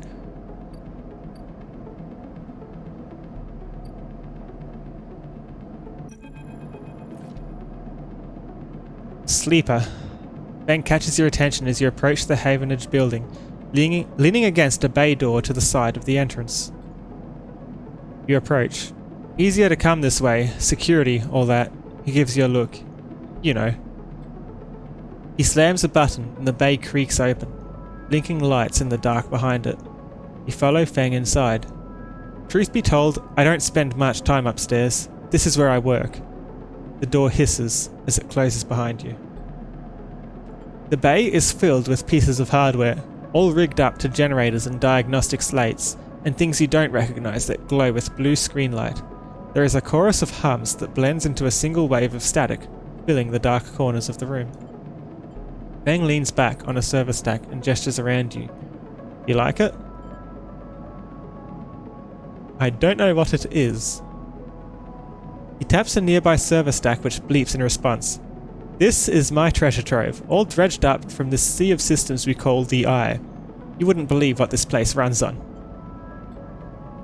He steps over to a towering block, speckled with vents. Some of these systems are from the original station. I don't know how to say that letter. 1.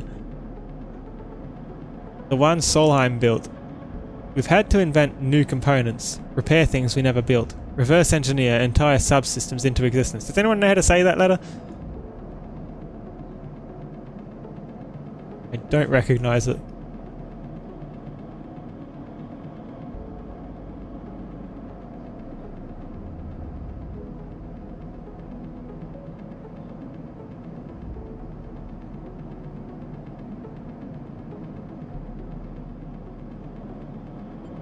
No one? Residents here look up at the eye and think they are seeing a constant, a concrete reality. This place is a system in constant flux, decaying and growing, collapsing into new configurations.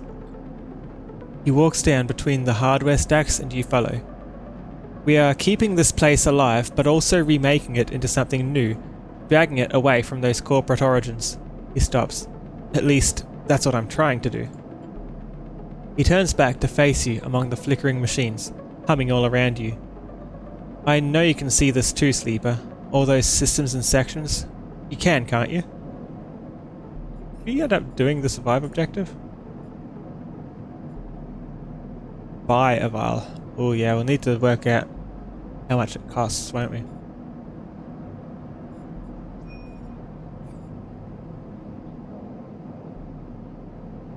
Yeah, I can see it. It makes sense, right?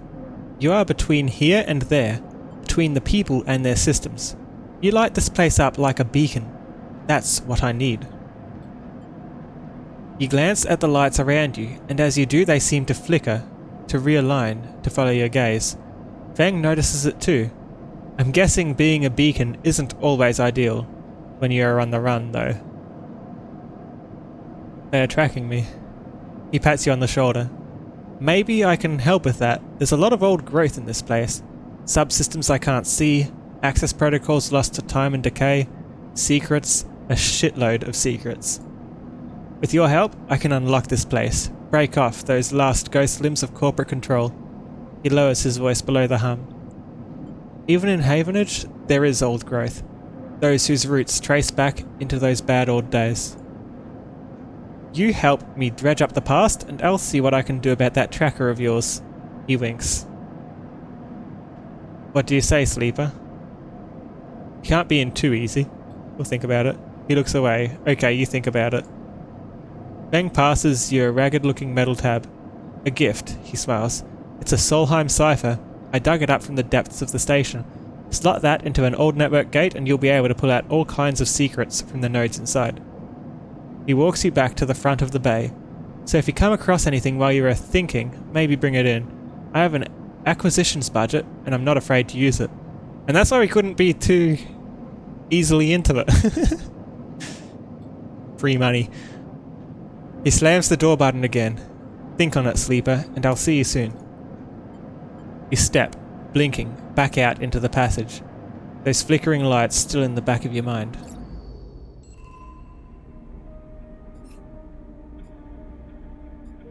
Disable my tracker. Interesting. What's this? Ah, we put data in.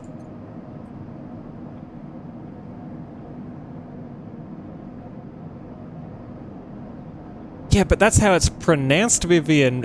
What letter is it called? What's the name of the letter? Because I don't think he's sounding it out. I think he's saying the letter. It's got to have a name, doesn't it? Can we put in this?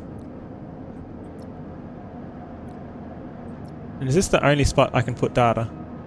I can put it in, right?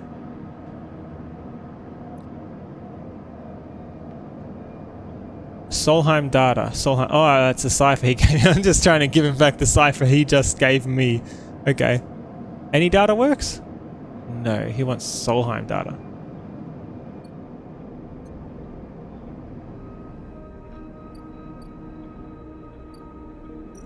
How much does medicine cost? 100 cryo. Oh dear. Sabine is selling off the case of stabilizer vial by vial. You haven't been able to talk with them since your last visit. 100. Maybe we shouldn't have opened this up. Ash is the letter name. So that place he was talking about is called Ash 1.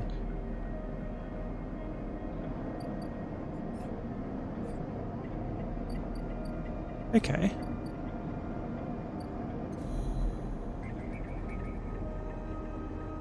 Well,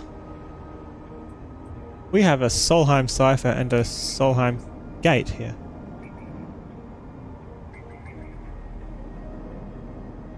Let's do it. This gate conceals a network of systems which have been untouched since the Solheim collapse.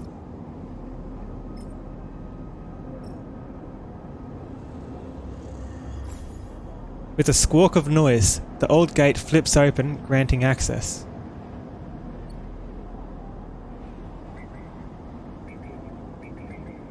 Ash 7, Ash 32, Ash 21.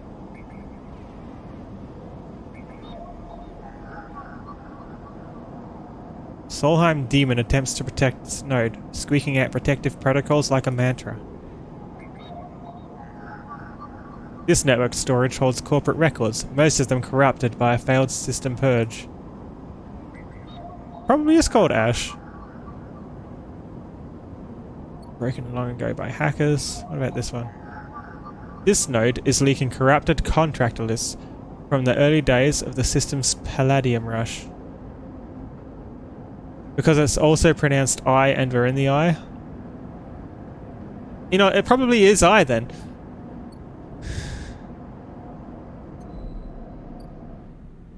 You might have a point, Vivian. 100 cash and food. We're going to starve soon. We have 0 cash. Let's go to the shipyard.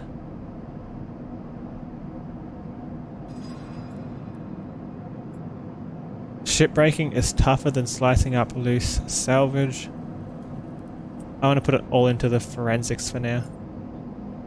Tomorrow we'll have more actions. We'll put some actions into food stuff and making cash.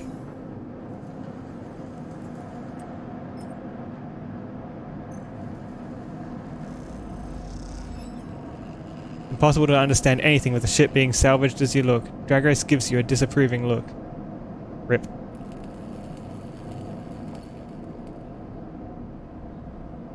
Sleep.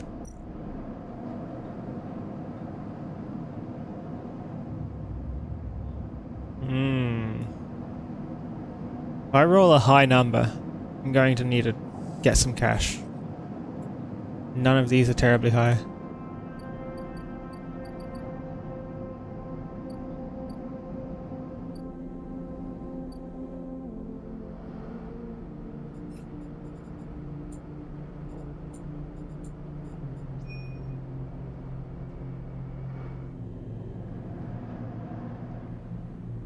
We need to know if there's a connection to this ship.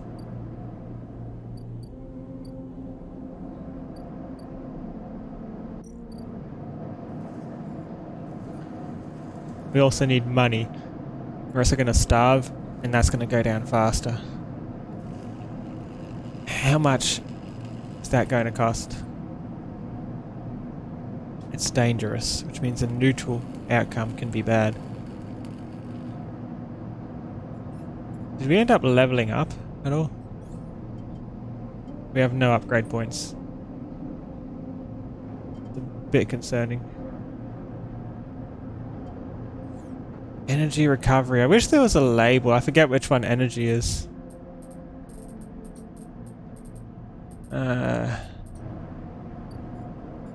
Energy.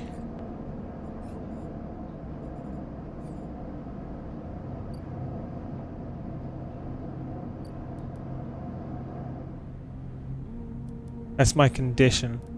I think food gives me energy, so energy. I can get free energy then by staying home, right? Let's see. It's safe to do, so we can't mess it up. Let's put a 3 in and see what happens. Wait, it's a +1? We'll put a 4 in then. So it counts as 5.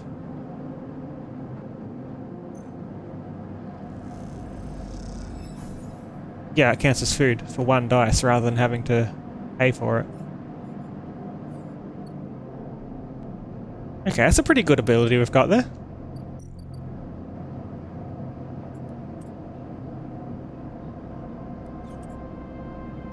More forensics.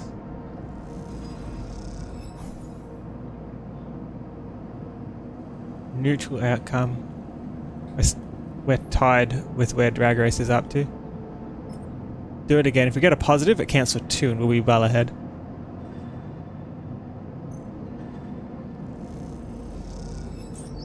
You discover a hidden compartment with spare components and backup data storage. This has to contain something of use. If we just do 2 more, we can get pretty close, assuming we don't get a negative outcome. But it's safe. We can afford negative outcomes.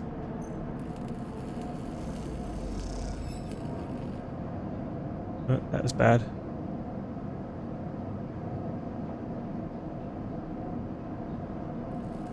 We're getting points for that when we fail though. That's not too bad, because that's a good thing to fill up.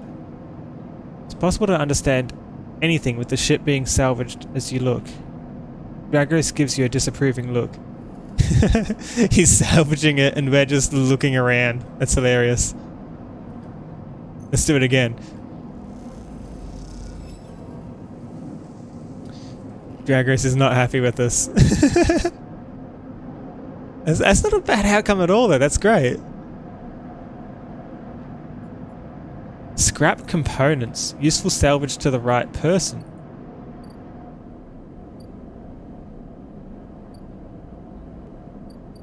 You like it? You want salvage?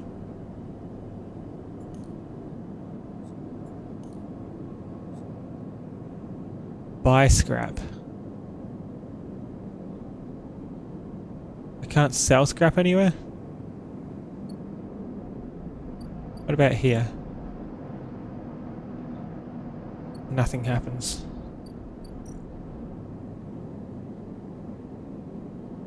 Yeah, they've got too much scrap. Of course they're not buying more.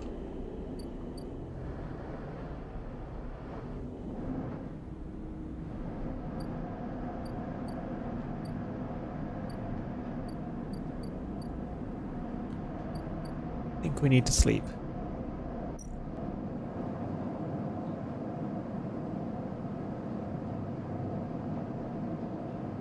I don't think there's anything we can do here either. We've got key that I don't know how to use keys yet. And Havenage data. I don't have anywhere to put.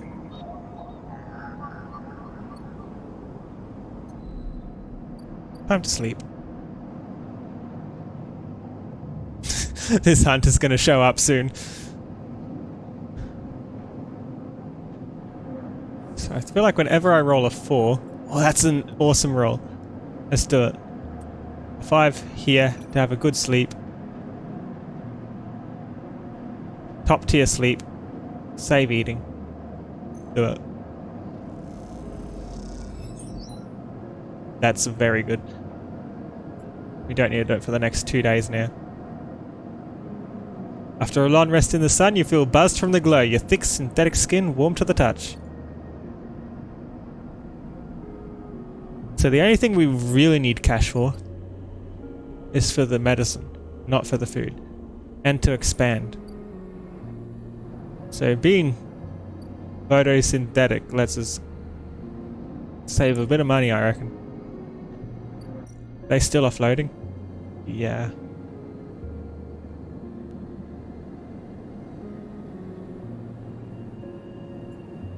I don't know what scrap components are good for. I guess eventually someone will ask for it. Okay. Is a 5 and a 6 the same outcome here? No, only a 6 is perfect. These are some good rolls though. So for a 6 we can get 2. And for a 5 we can aim for just 1.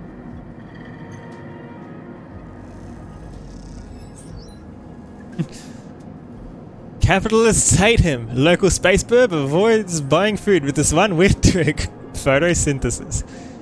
That's right, Vivian. And it's working. You discover a hidden compartment with spare components and backup data storage. And we'll use 5.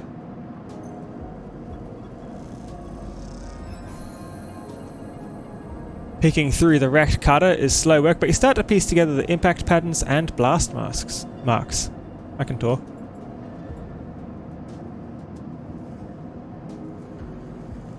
What do we find? Squeezed into the office at the entrance to the yard, you lay out everything you have on the Winter Light across the metal desk. Your makeshift forensic notes glow on Dragos's old writing slate, overlapping lines and scrolled annotations. A set of drone scans fill the small terminal with a spectrum of colours, a heat map of damage and decay. A crumpled printout from the office ship registry lies beside them, synthetic paper so thin it is almost transparent.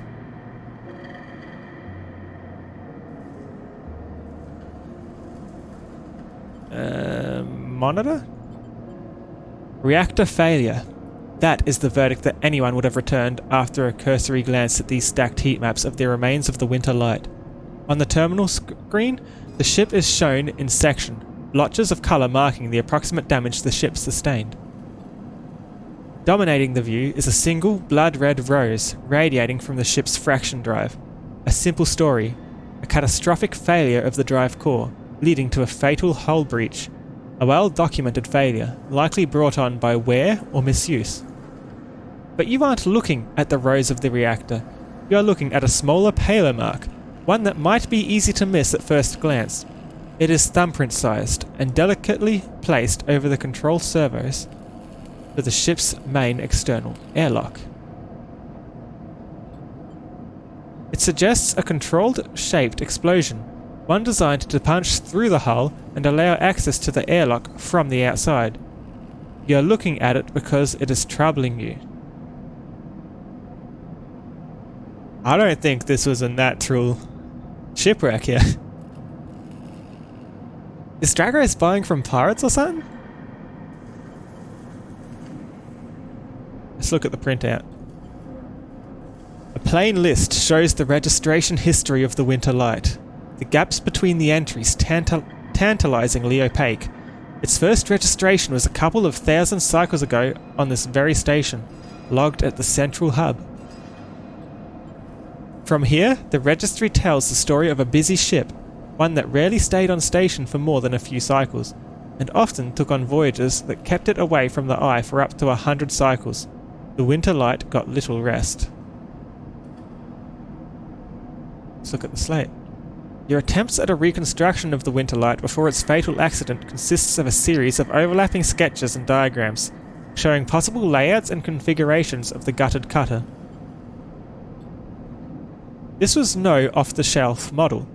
It was heavily modified, parts replaced with inventive configurations, the new retrofitted into the old, handmade joints and reconditioned filters. This was someone's pride and joy. A lifetime project kept running with care and intuition. It also contained a set of hidden compartments. You missed them at first, where the hull had been thickened, the corners rounded to disguise the change, but they are there. An old ship, many cycles under its belt, carefully maintained. A reactor failure preceded by a carefully concealed external entry.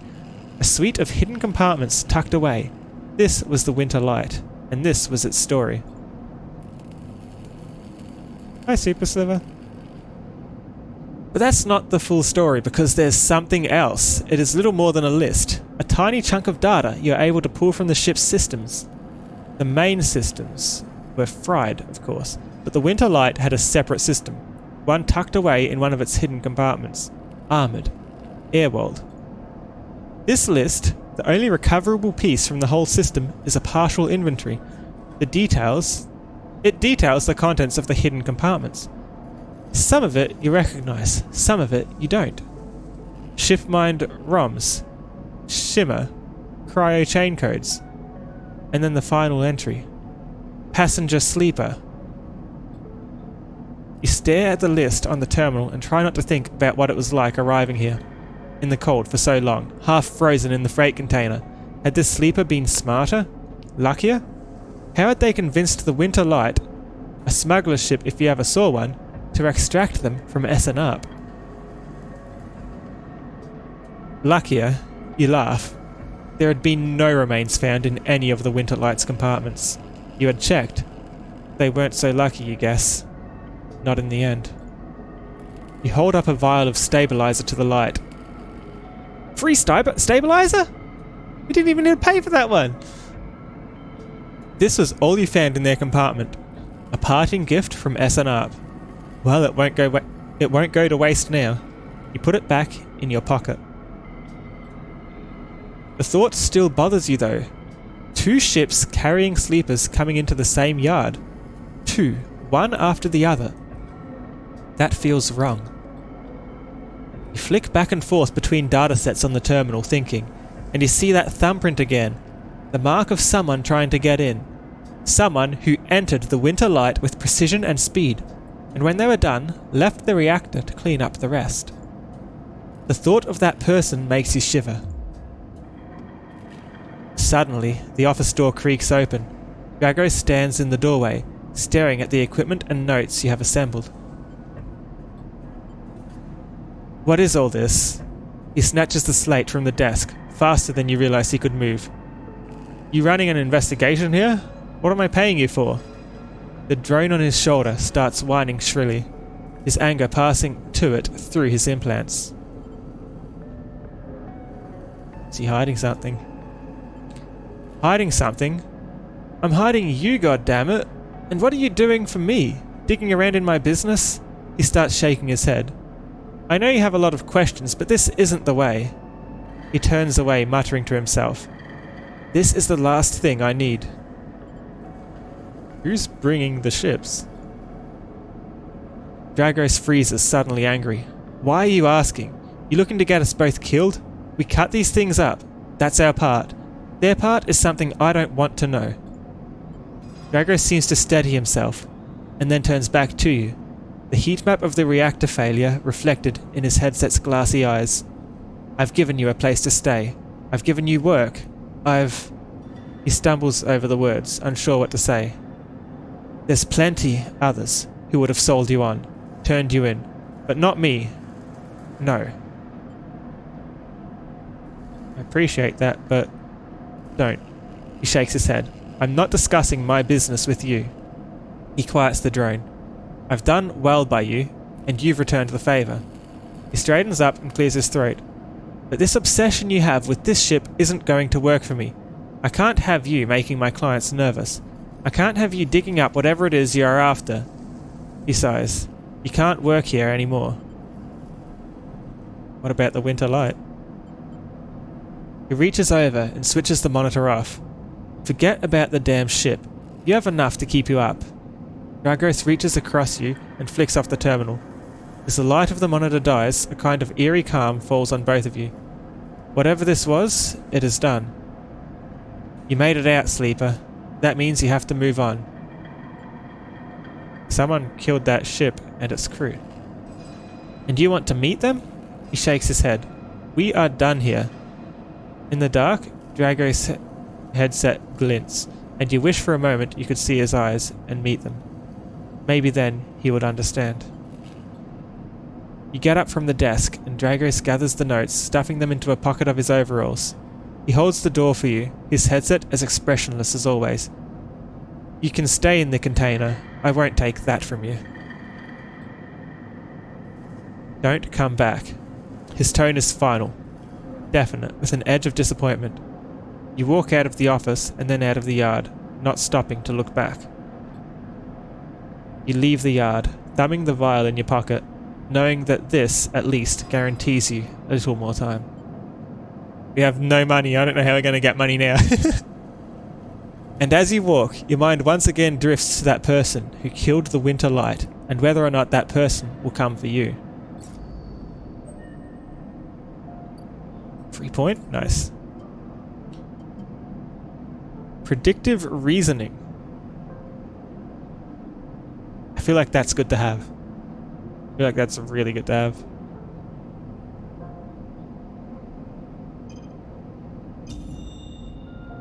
Then you can kind of understand what the dice will mean.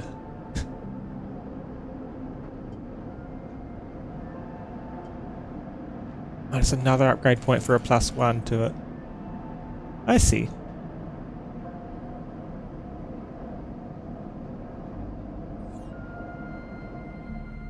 And we're getting hunted still. Probably need to do something about that.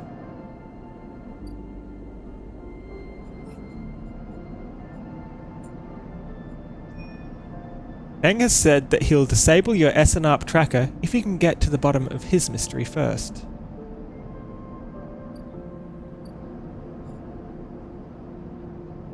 So his mystery, he wants us over here, doesn't he? I don't think 6s are very good for over here, are they? A 4, a 3, a 1, and a 2. Not ideal. It is an interesting game.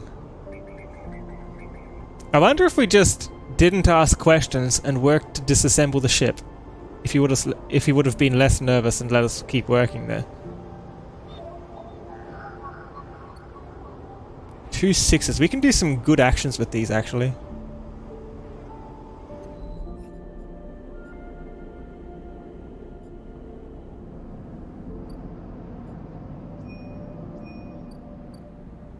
So there's nothing here that we need to do, is there? It's only in the other zone.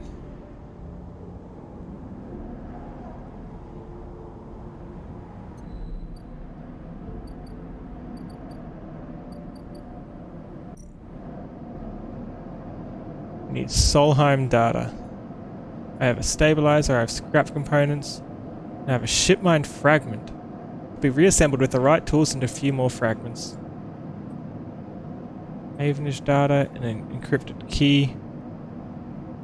He wants Solheim data. We'll get that to him shortly. But we need to find something to do with our 6s first. What's this? Amphis loves 2 things, stories and food. Maybe if you supply him with both, you can hear his story. I don't have money.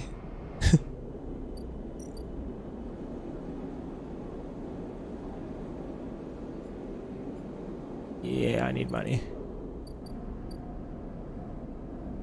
Hardware exchange. Is this how we make money? Sell components. Input a scrap component.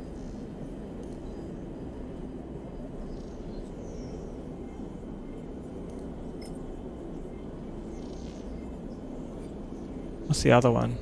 Play the exchange. The flow of chits and components in the exchange is complex, but a sharp eye and some tight trades can net you a good margin.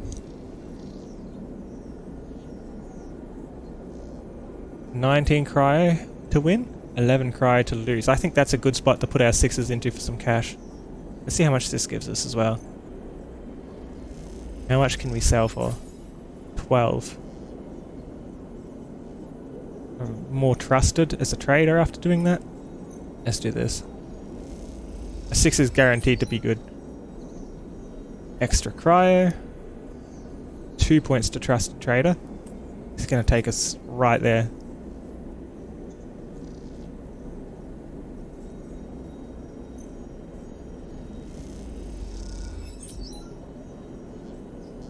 Extra money. You snap up scrap by weight, then parcel it off to traders with a nice markup. You start to get a sense of the traders to trust.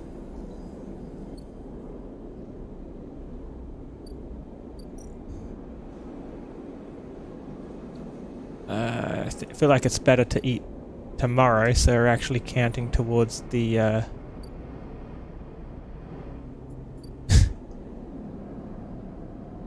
we can't fill up above full. You know what I mean? Let's sleep.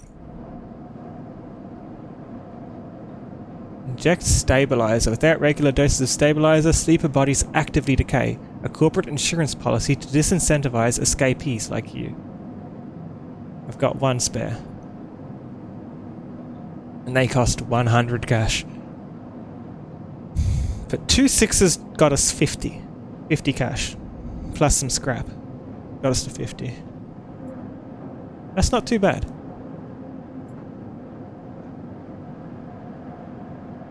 Let's sleep.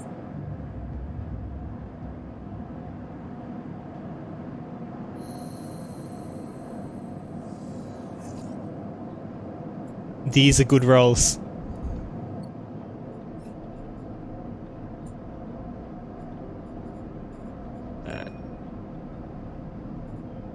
Do any of these count towards this zone? Because we need these as soon as we can. We don't have a 4. We need these as soon as we can so that Feng can stop our tracker. There was a 3 that matched. Let's go for that one. Key node 4693. This node is orbited by the remains of a corporate countermeasure broken long ago by hackers. Bypass it.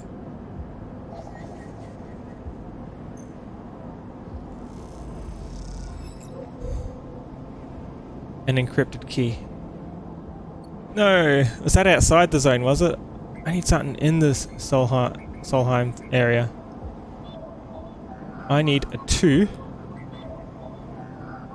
a 1, or a 4. Not very ideal.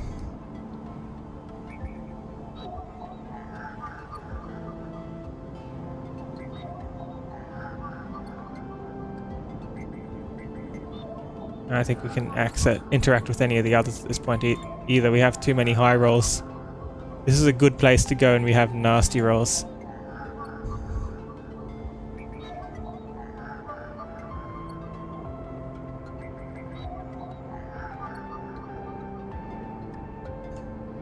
Okay. Can't help Feng yet. Let's see it at the stall.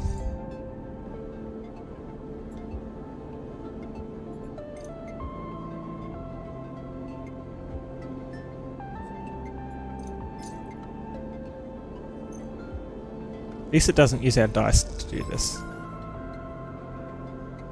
3 energy from eating. Better than photosynthesizing then. Your mouth stings as your sensorium sends warning signals over and over. This is the good stuff.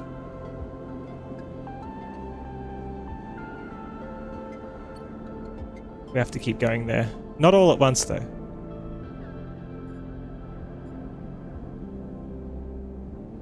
We could put a few more 6s into the exchange.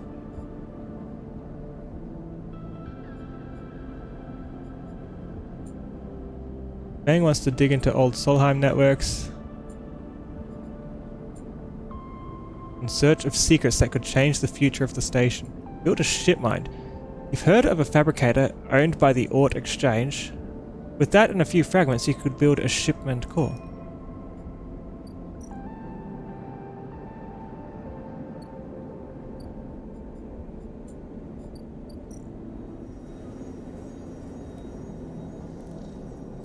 Let's put in a 6. Right, we only need a 5. We don't need it to be excessively good here. Neutral would still get us all the way. And this will give us plus 19. At best, I don't think it'll be negative. Neutral wouldn't give us a negative outcome.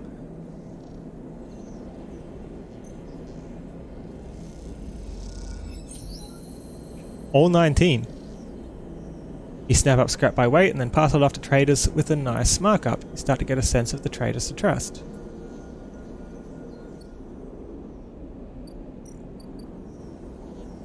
We now have the Ort Fabricator. That's new. Gather 3 shipmind fragments.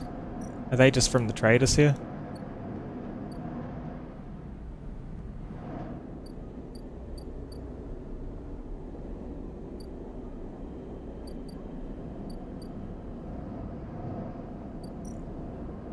There's no one here anymore. We need some low rolls or else we're going to get caught.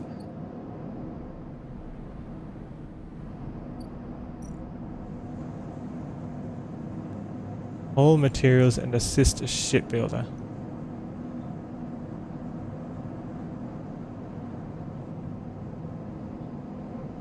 It's a different shipyard than Drag Racer's one.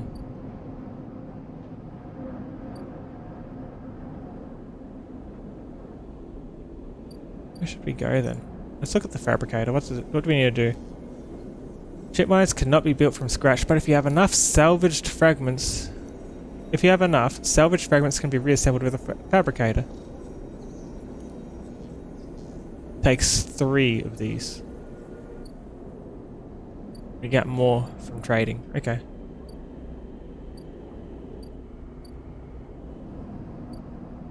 In that case, I feel like we should put our 6s towards... I want to put 1 towards the exchange, I reckon. Again. What do we want to explore more? It's exploring will get us more options. There's a lot of places here to explore.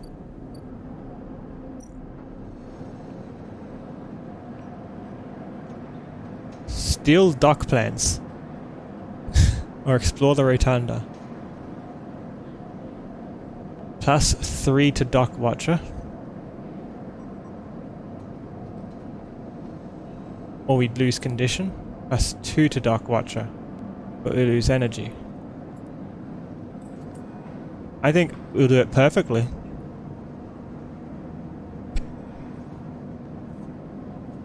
Steal the plans.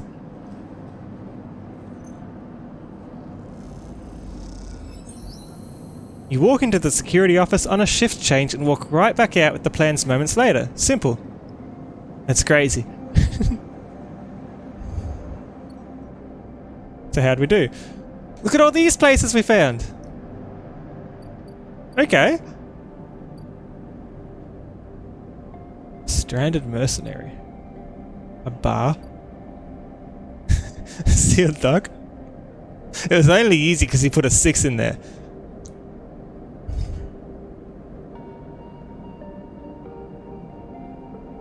It would have been harder if we tried it with a lesser number and we would have lost energy and had less dice rolls in the future from it, and we'd have to use our stabilizer sooner.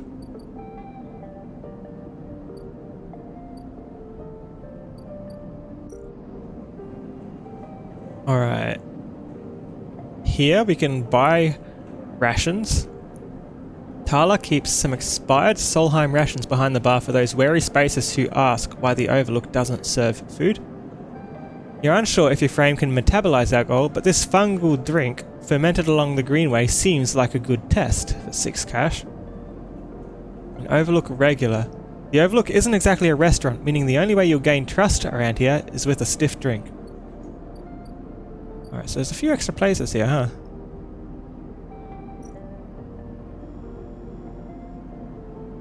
Unlock maglock. These old maglocks look like they each need an encrypted key to open. I have encrypted keys. Why the heavy security for a decaying lock? 2 keys. 2 maglock seals. No one's been inside for years. We can do that. Kinda want to. That's what the mercenary's about. Hey you, want to earn a chit? Ankita stands beside a huge pile of tied together hull plates. She stretches out her back, her shoulders bulging beneath her flight suit. Make it too? Ankita laughs. This goddamn station. She sighs and pinches the bridge of her nose. Alright, come here then. You cross the docking concourse as she begins to split the plating into 2 bundles.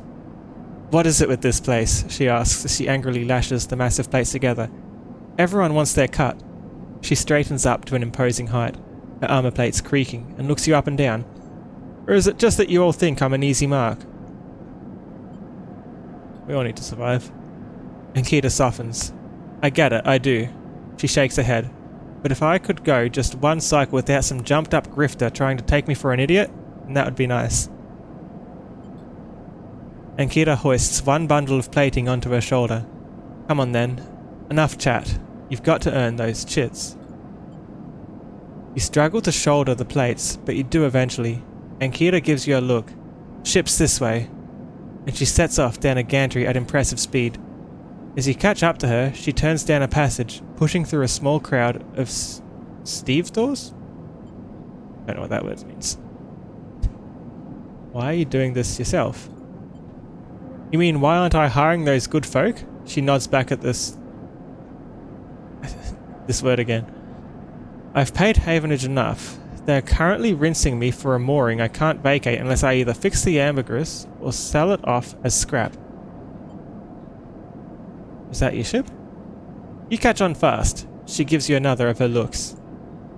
She rapidly turns another corner as you trail behind. She got cut up pretty bad in her last job, and I had to moor up here for a spell.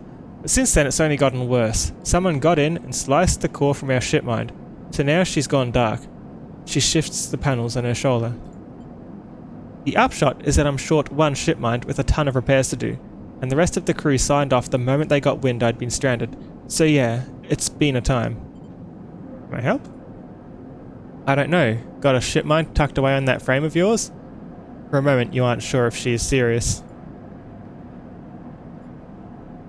We've got a quest to build a ship mind.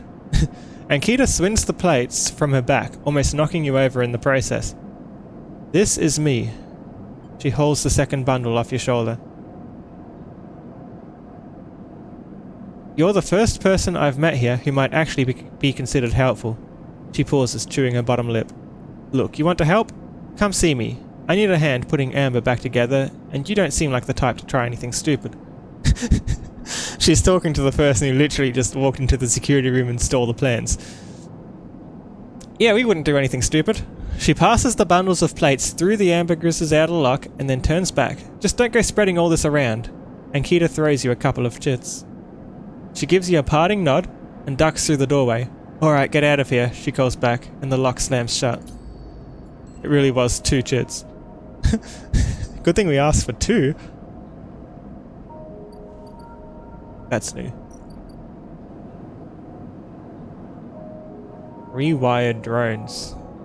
Ankita has a couple of glitched repair drones in storage. You can rewire them, and if you can rewire them, they can repair the ambergris for you.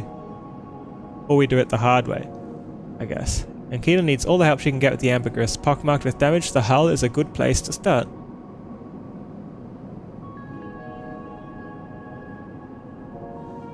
So that automatically builds it. Does 3 to grounded.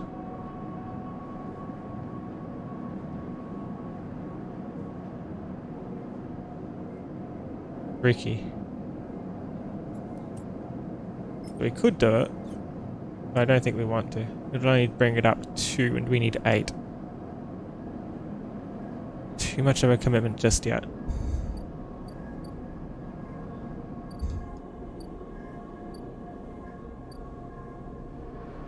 We have 2 more 6s. How quick can we explore here?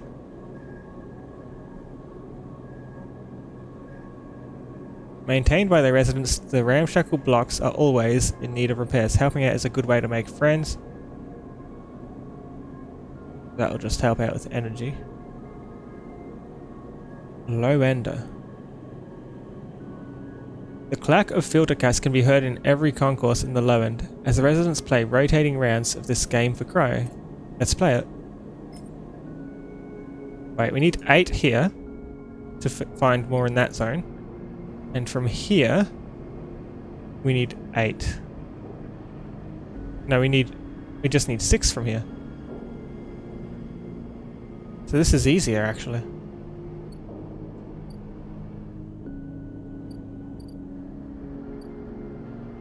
Re-spoke.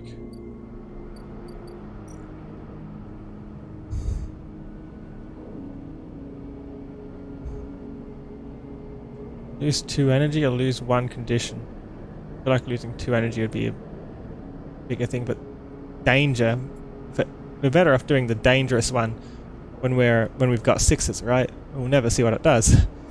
Tangled network of service passages and makeshift tunnels cut through the spoke as if it were a hive. There are no maps here.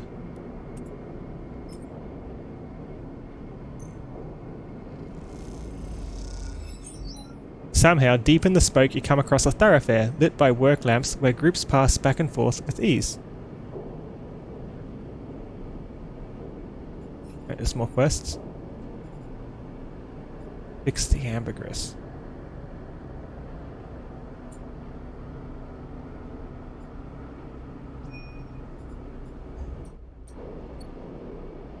I might just do that, actually.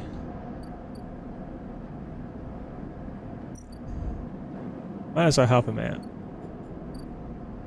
We can explore later. We'll not be able to do that, but we can do this. Yep, 2 onto ship shape out of 8. Didn't pay us much, but I think she will appreciate the help.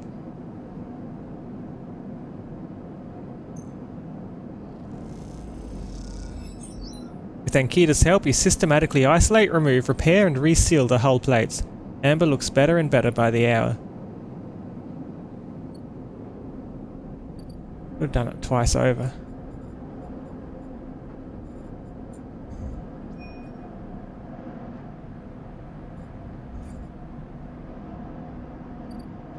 Our tracker is really close to us.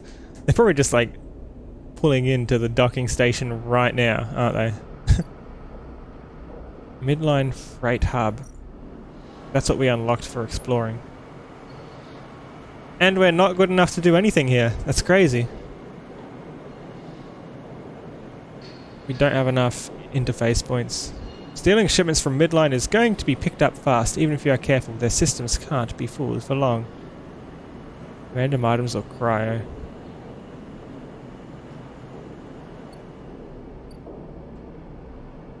Strange.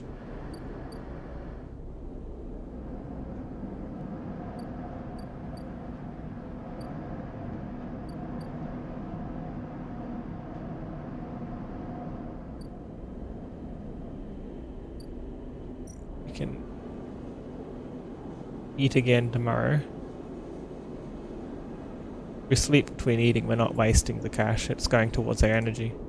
I think tomorrow our status will go down 1 though, and we'll only get 4 dice from then on instead of 5 until we use this, but stabilizers are expensive. I think we don't want to use stabilizers until we're down to 2 dice, even if it makes it rough leading up to that, unless we have backup stabilizers somehow. So if we find some from other quests, then it's worth doing it early, I reckon. Just to make sure we get extra dice and we can do more in a day. Or a cycle as they call it. Yeah, this track is getting uncomfortably close.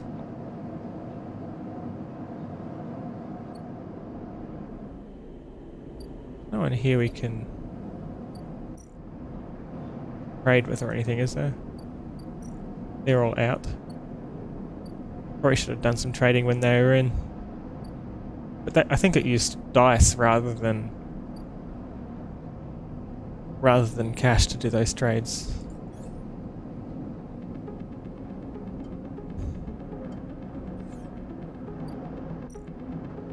Let's sleep.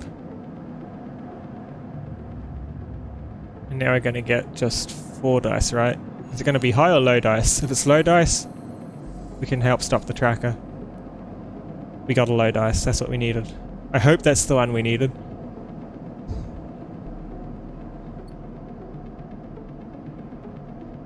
Our track is getting way, way, way too close.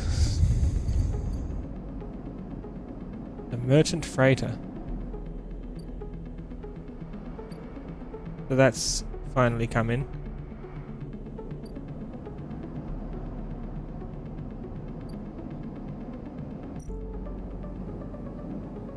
Haggle over prices. I can't do that.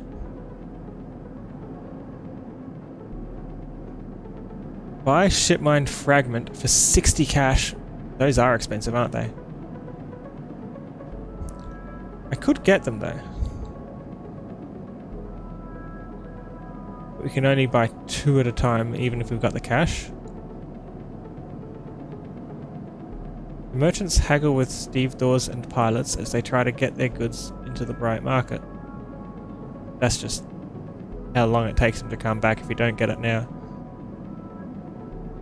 We have to get them now.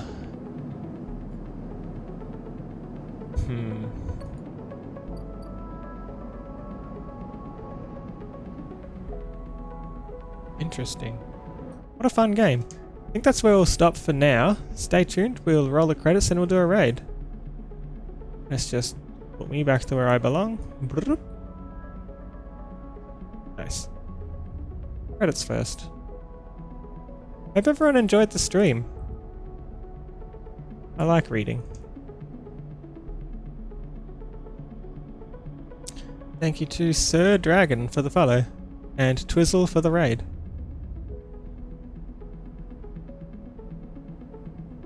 Let's see who's online. And we'll do our own raid.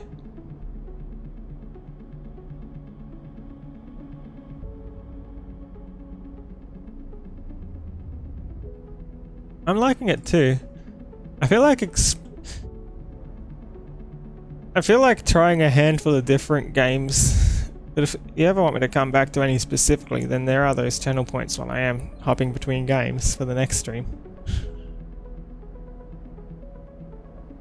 The request next stream reward. If enough people like something, you can always have me come back to things. Otherwise I might play it, I might play something else. Keep experimenting with different games. Trying out lots of stuff, I like that. Or if I find something, I might stick with it for a while, we'll see. Just trying it out as I go. Having fun with it. Who are we raiding? We're raiding Mewstog.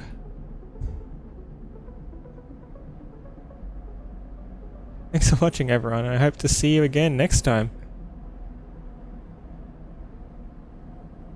Bye.